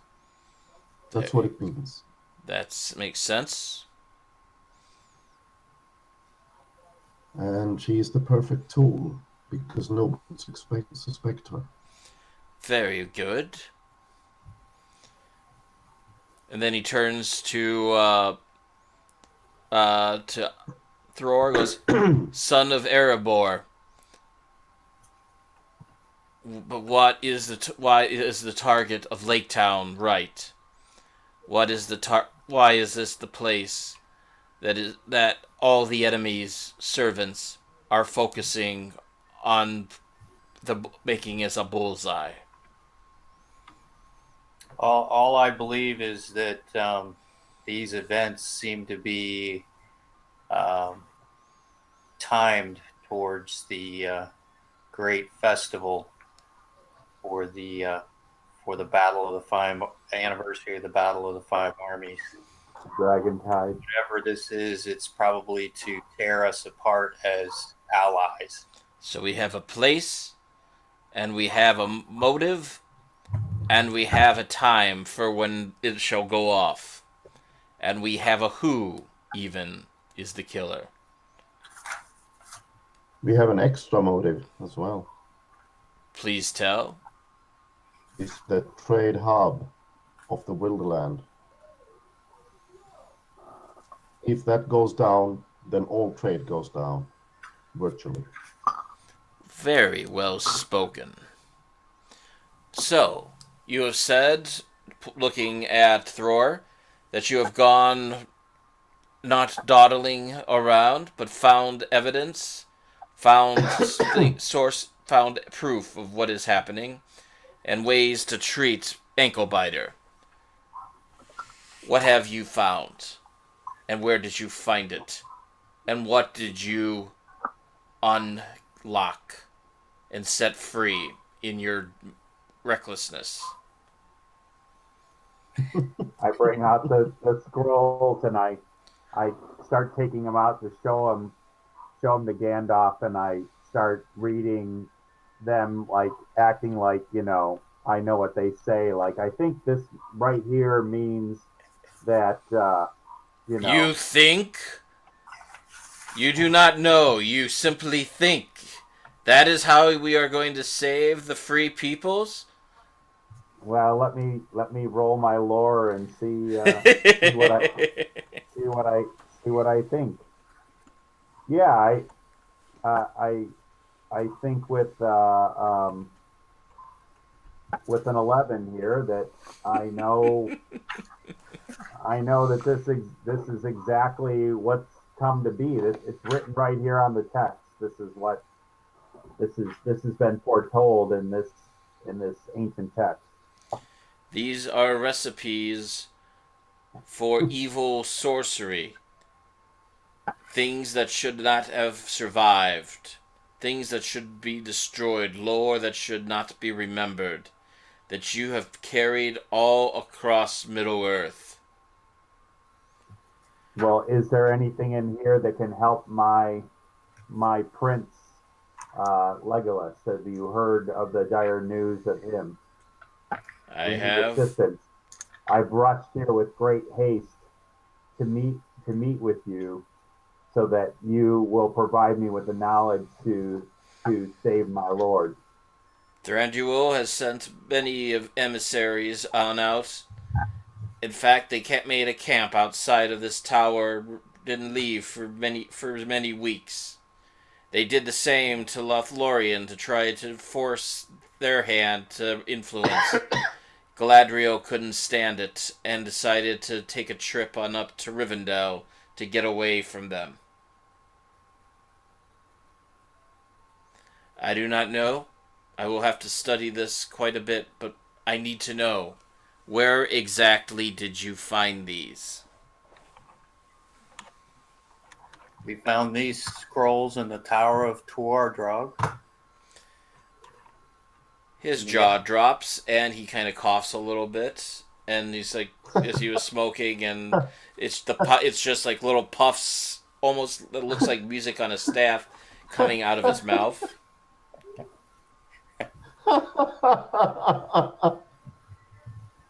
And our other knowledge was, I believe, discovered from a petty dwarf.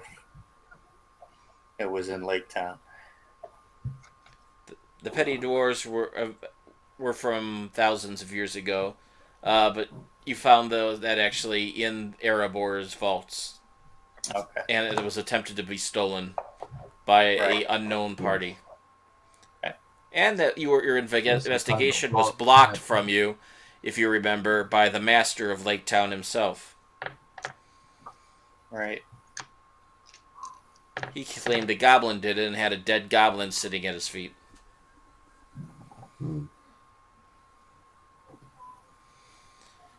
So we have ancient lore.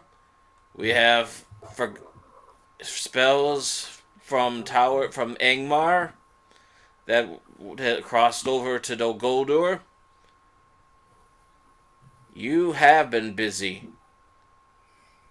Now I need to know. Are they unleashing all of the shadow upon Middle Earth from there? Are those towers rebuilt? What did you find when you have gone to places that I wish nobody remembered? They are in ruins, and I think poorly organized at this point. I don't think there's anything where they've been rebuilt. We've seen no armies. It just seems that they're collecting together. The spiders are the only ones that seem to have any kind of organization, and they didn't even understand themselves when we talked to um, Talquin as to His why eyes get she was- huge. why she was when why she was being driven from there. She only she only understood when we drove her away from our sight. Would you care to That too. explain to me why you were having a tea with Ungoliant's granddaughter? Well, I recall to him the whole story of the taming of Palquin that I composed earlier. Make a song roll. All right.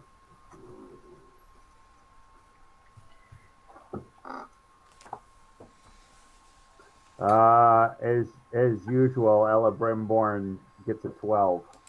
Can I join in the song and try to assist? Absolutely. Roll your song. Gandalf. He's distracted by. He kind of laughs and goes, They would enjoy your percussion in the Shire. You could probably get work there as a minstrel. Yeah. It is an odd allegiance. Spiders, orcs, wild men, all led by a powerful figure, and with access to sorcery that should not have surfaced. I fear the fate of many will be determined by the fate of Legolas and Legelvin. Please, take refuge here. Let me see those scrolls, and I will consult with Saruman, who is already in his library. The servants of the Shadow are happy to attack one another. For them to attack like this, coordinated, there must be something they truly all want. Something they are willing to force one another to cooperate over in order to accomplish. And for the likes of me, I fear what that might be. You've climbed through areas of the land that have been forgotten to all but those who serve the Shadow. Bravery, foolishness, what's the difference? But I can see by looking at you that it has taken great effect. Please come in and rest. Thank you, Miss Randir. No, I should assume that I will be thanking you before this is over. And you are escorted into the tower. He goes, level 3 here. There's the library. Here is the magical library. Stay out of there. There's a map room here. And a librarian that you can speak with. On I level, should probably you'll be roll for staying wisdom while on. we're staying here, Garrett. I'm sorry? I should probably roll for wisdom while we are here. Oh, we will talk about this is your fellowship phase there since at Isengard. Level Yeah. 6, there's the kitchen, pantry, and the guard quarters. You will be staying in the guards will be bunking together, and you will be staying, getting in the empty guard quarters. So, next time, you will do your fellowship phase in Isengard. When you advance your skills, if you do lore skills or skills of knowledge, then it'll cost you 2 less advancement points because you're consulting with the wizards. If you choose to do activities that grant you hope, like undertaking a craft to focus on what you're fighting for, you can recover hope here as if this is a sanctuary that's established. You mean take shadow away, heal corruption? Right, to heal corruption. Mm-hmm. You can smoke with Gandalf and pick his brain on the future and inner thoughts to gain things, and that'll, if you choose to get your wisdom, I'll give you some bonuses in prophecies. You are near Rohan. There's the guard post that's down there. You may work with them to get horse bond, which I've made this up. I don't have the book yet, as I said. You may roll Inspire on your horse, and once every 6 that you get equals a die that you may apply like battle die to traveling on your mount. When you run out of those dice, the use of that on the horse is over. You can only roll Inspire on your horse, and it must be a roll hear him horse once. So these are things that they are different than standard fellowship phases. Mm-hmm. Well, I'm not going to do Excellent. heal corruption. I know that because I only have 2 points so far. Mm-hmm. Because a roll could remove up to 6. But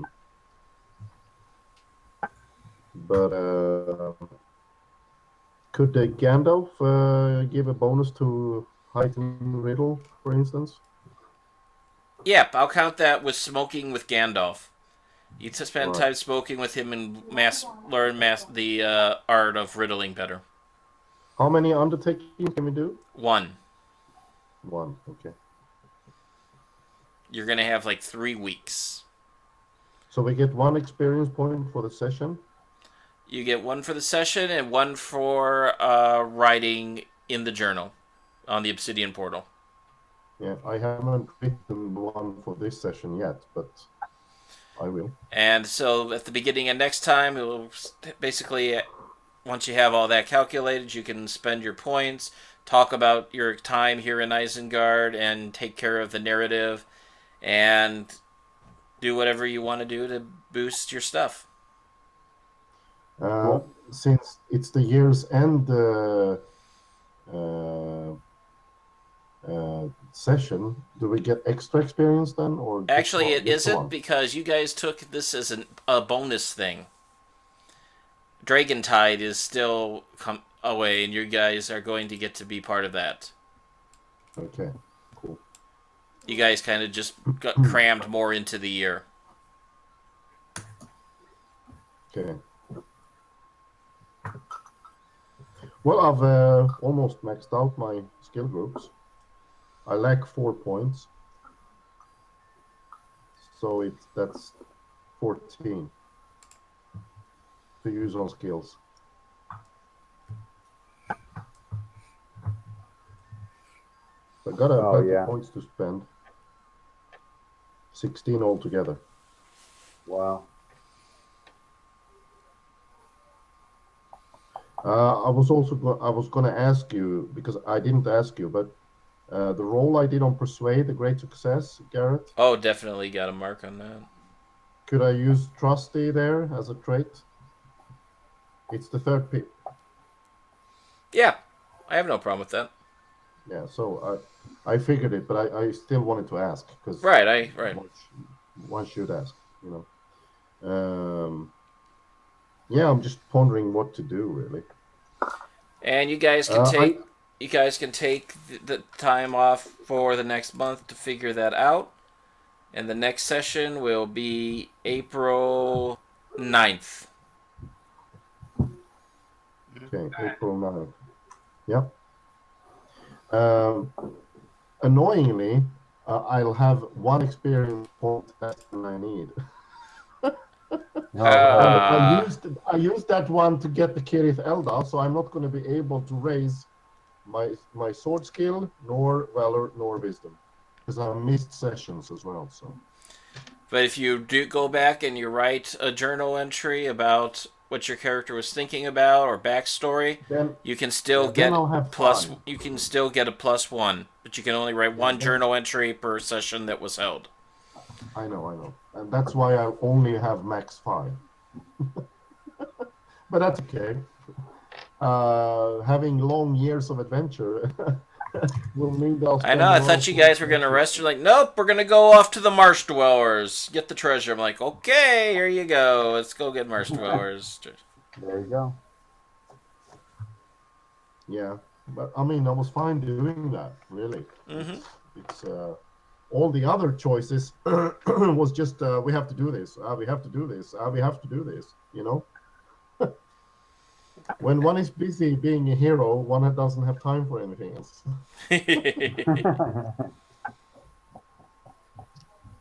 Which is what Mare has been probably telling Thror. I was wondering if I can raise my standing here. Is that possible, or I can only do it in my home? Only do it in your hometown. Okay.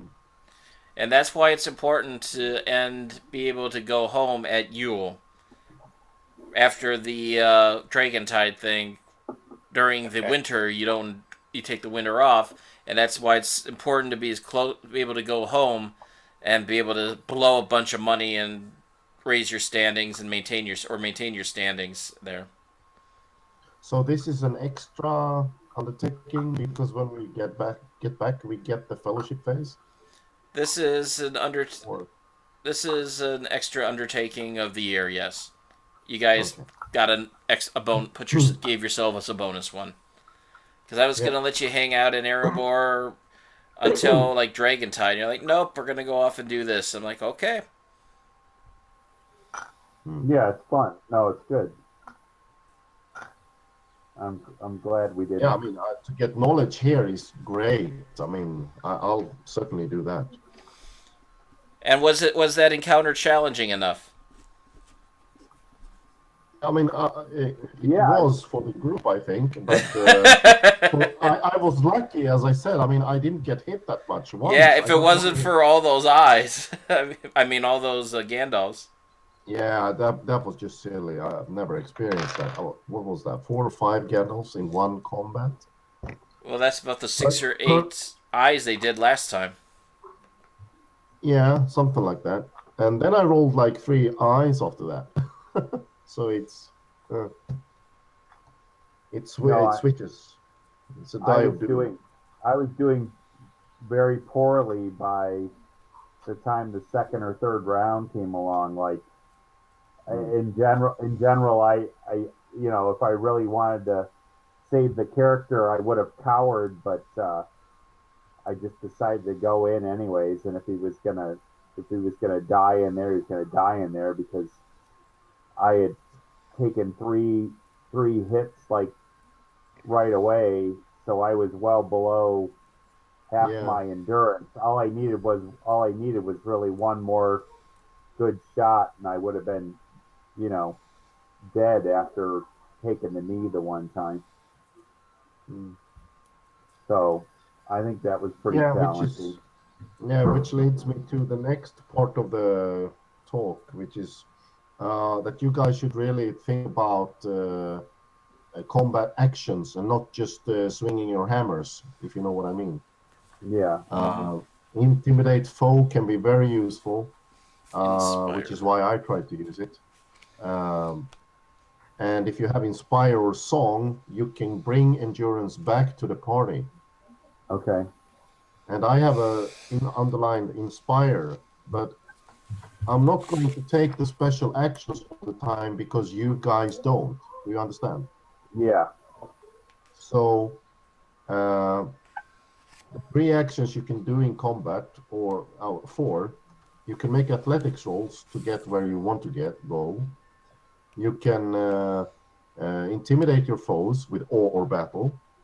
You can rally comrades with sing, song, or inspire, or you can roll for a combat attack. So, right. I mean, if the group is lacking a lot of endurance, it's not bad to do rally comrades, you know? No, it's wonderful to do that. For a success, you get 2 back for every character, including the one performing. For a great, you get 3, and for extraordinary, you get your, if I remember correctly, your heart rating back, or at least 4, whichever is greater. So it's not a bad thing to do. For rally comrades, all fighting companions who suffer a loss of endurance, including the rallying hero, recover a number of endurance points. If the roll is failed, the acting hero loses 1 point of hope. Ordinary success, 1 endurance point. Great success, 2. Extraordinary, 3. Or a number of points equal to the rallying character's heart rating, whichever is higher. Okay, so it's 1, 2, 3. Or more if with the heart. Yeah. Which in my case, if I get injured and somebody sings, I get 6 points back because I have a 6 heart rating. Yeah. I could do with Inspire, but I felt it more important to use that war horn that I got, you know? Yeah. So. All right. That's good to know. I mean, I think that the whole reason why I'm just doing combat is because I don't know, I don't know any better really. So I appreciate, Hmm. Leonard, anything you're telling us regarding that with the game. So, And you can also prepare shot since you're the archer, Mike. Hero providing in a rearward stance may spend an entire round preparing a ranged attack and get a clearer shot. It's considered that you have, if you shoot and succeed, then it's considered you have done a called shot. And called shots can like break shields and do a lot of cool stuff. all right, Well, a cold shot with a ranged weapon is a Oh yeah, piercing blow. so it is a yeah. So it's an automatic wound that'll take out a guy if you just spend two So you rounds don't, doing it. yeah, okay, that way you don't need a 10 or a Gandalf. You can roll for cold shot every round as well. You don't have to prepare the shot. But then you have to hit with a 6. If you don't, you miss. no, okay, That's how it works. It's right, usually mathematically only worth it when you have 4 or more in your skill. I'd say that 4 is an okay, because if you have too low a skill, the risk is too big not to hit yeah, mathematically. So I I would have, only use it against really, really dangerous opponents okay, in that case. You know. yeah, I have 3 in bow. I decided to upgrade sword just because I only had 1 in the sword. So last Yeah. time, Actually, with the Mhm. prepared shots, you don't have to get the 6. It's considered you have actually succeeded just by spending that round Nice. aiming. Wow. Cool. Regardless of it, it's considered that You you mean? have successfully done a called shot. Yeah, it's good to do a prepared shot against a good opponent that lost all his endurance and that needs to get an extra, that needs to get a piercing blow against him to go through. Because that way you perform a piercing blow much easier. Guy with a lot of endurance, yep, make him go away. Yeah, that too. um, so always consider what's not always what you're going to do, but what's best for the group.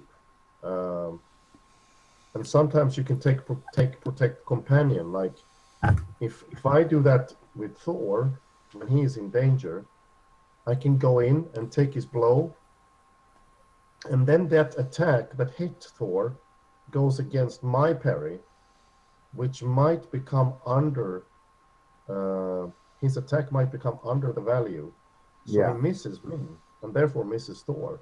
right, And for doing that, I get the hope that I spend, which it costs. It costs 1 hope to protect companion. But I get the hope back if I do it to my fellowship focus. gotcha. Is that like an interrupting action or Yes, it is. Yeah, Like yeah, if Thor gets hit by one, if I say from the beginning of the round, I'm going to protect companion, I can later change my mind if I want to. yeah, I don't need to. Uh, I just need to say it from the round's beginning. So if Thor has been hit previously and wounded, I know that he will die if he goes down and with another piercing blow or something like that. So what I can do is put myself in the way as a companion and take the blow. It costs me 1 hope to do it, and he might miss me. That depends on the number, but I'll take the blow instead of him, which makes me wounded instead of him dead. yeah. And that's the correct way to use it, I'd say. yeah. Um, so it's always good to think about what position your comrades are in. That way you can save them their lives. I mean, that's what the One Ring and fellowships are all about, Hmm. to help each other out. So, Which reminds me, it's time to collect the fellowship pool. yeah, I got 1 point back from the dwarf not being miserable or wounded. So I lack 2 more points. And I was wondering how you guys were doing after getting that point back. I didn't spend any points of uh, points of hope. I have a 12 rating and I'm down to 6. Oh shit! You're miserable. Mm-hmm. No, he's only miserable if his shadow is at that Yeah, rate or he's higher. getting. Yeah, you're getting in dangerous place. So You're you gonna want want to I take one. I'd All right. no, I'd say that you can take all the points, depending on what Thor has. so a gear was mine, and you were in the same boat. So I got an extra one as well. So I'm at. I originally had 9, and I'm at 7 right now. So you're in good shape.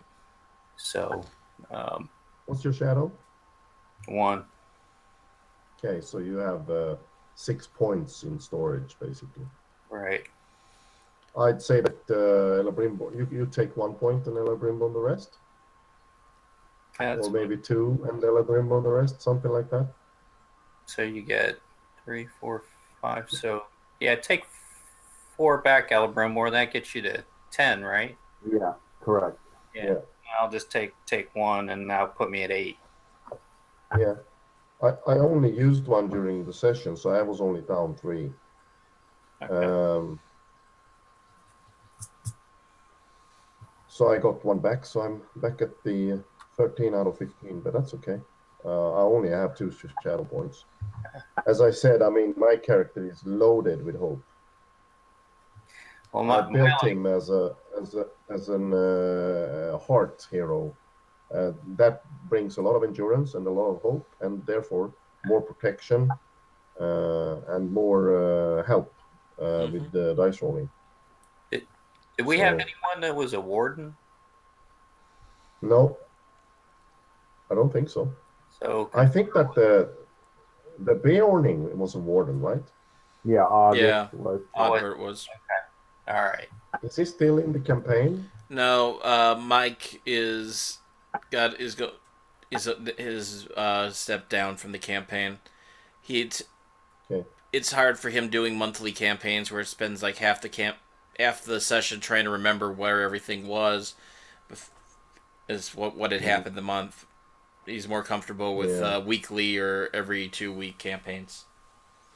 Yeah, but we always do a catch-up thing We like we always do did a catch up, but tonight. it's still for him. For his style of gaming, he says it works much better for Yeah, him weekly or than. So he's in another group right now. yeah. I know, but I'm playing with that group as well. It's Dara's Yeah, group, Garrett. as I told him, he's always welcome. If you want to talk to him about it, that's cool too. Mm. Like I said, Well, you always have a place at our table. he explained when we talked in that group. He explained, so I understand. When it comes to that limit, no matter who you are, it's maybe better to take back a little and just Mm-hmm. that's what I feel. If I play in more than 2 games at the same time, I usually get confused and I can't keep track. Yeah. So the only alternative is to take notes on the session Right. and write everything down and go through it. And that's why I hope So that people try to use the Obsidian portal not just as a journal or note taking thing, but to spread out all the lore between everybody. yeah, which is why most of my posts have been about what happened to us and how my character thought about that. It's very easy to go that path and just decide to type down Mm-hmm. what happened and how you experience it. Excellent. Well, thank you guys for playing. Yeah, it was a pleasure I didn't tonight too. expect that combat encounter to take as long as it did. So there's a lot of No, great stuff coming up, and you guys did a really good job, and I'm thrilled. yeah, and you made it interesting because of all that terrain features and the setup of it. So I kind of like that. Right, they have water and everything else, and 3 dimensions, and yeah, where you could go up on the tower or someplace else. So no, What you could, I thought that was good too. yeah, a tip there, Garrett, is to, for instance, if people are fighting from boats, coming ashore, on people that are standing on the shore, they're at a terrain disadvantage fighting. Right. And you can use that against us as well, Mm-hmm. if we are in a bad position, to raise difficulties, Yep. to hit them. So it's Well, just a tip. most of the guys in the boats didn't get a chance to do anything until you guys were already No, into the no, palisade because of the I know. traffic jam that was created by the fire. Yeah, and then the Gandalfs. Mm-hmm. So anyway, that combat could have gone terribly much more wrong. So Yes, it Oh could. yeah, I could have been laying on that bank dead and not even we made could it have in the been, compound. yeah, we could have been overrun there if we didn't keep up with the people coming in. I was already You know, planning on being captured. You know what I mean? Having a Mm-hmm. scenario where we all had to basically just say, okay, we give up. You know, just take us as prisoner. You know, hmm. I thought that's where we were going. So Cool. I think it was bad. You know, I think it was bad enough No, it at was. that point. I was like, if you're going to meet Gandalf and Saruman and eventually Lothlorien stuff, then you gotta have to raise the stakes to make it worth the while. Well, I appreciate you being able to do this on a Friday just so we could all Yeah, do it. So, no problem. Thank you for and being that, patient and with that, my con schedule. Ran some D&D and ran some Paranoia. The group Yeah, well, didn't we'll quite kill squeeze each in other the enough. games. Yeah, we'll squeeze in the games whenever we can. I mean, if I could play, I'd play one time a week. But Mm-hmm. you know, that's not usually No, very manageable. You know, depending on different stuff in life, like such as family and all the other things. same here. right, yeah, Mm. that won't be 100% feasible with me. Mhm. So, As long as people stay flexible and are positive, I don't think it's a problem. You know, Mm-hmm. I mean, it's a fun thing to do. So whenever I do have time, and I have a lot of time, but I realize you guys don't, so I'll just have to satisfy myself with one session a month, and that's fine. yeah, I mean, if I could, I would play twice a week, but yeah, I just don't have that time. So, yeah, That's the way life is. I mean, Yeah, you squeeze in the fun stuff when you can. cool. Well, you guys have a wonderful evening, and thank you everybody for watching Threats from Mirkwood, the company of the Whiskey Drinking Bear.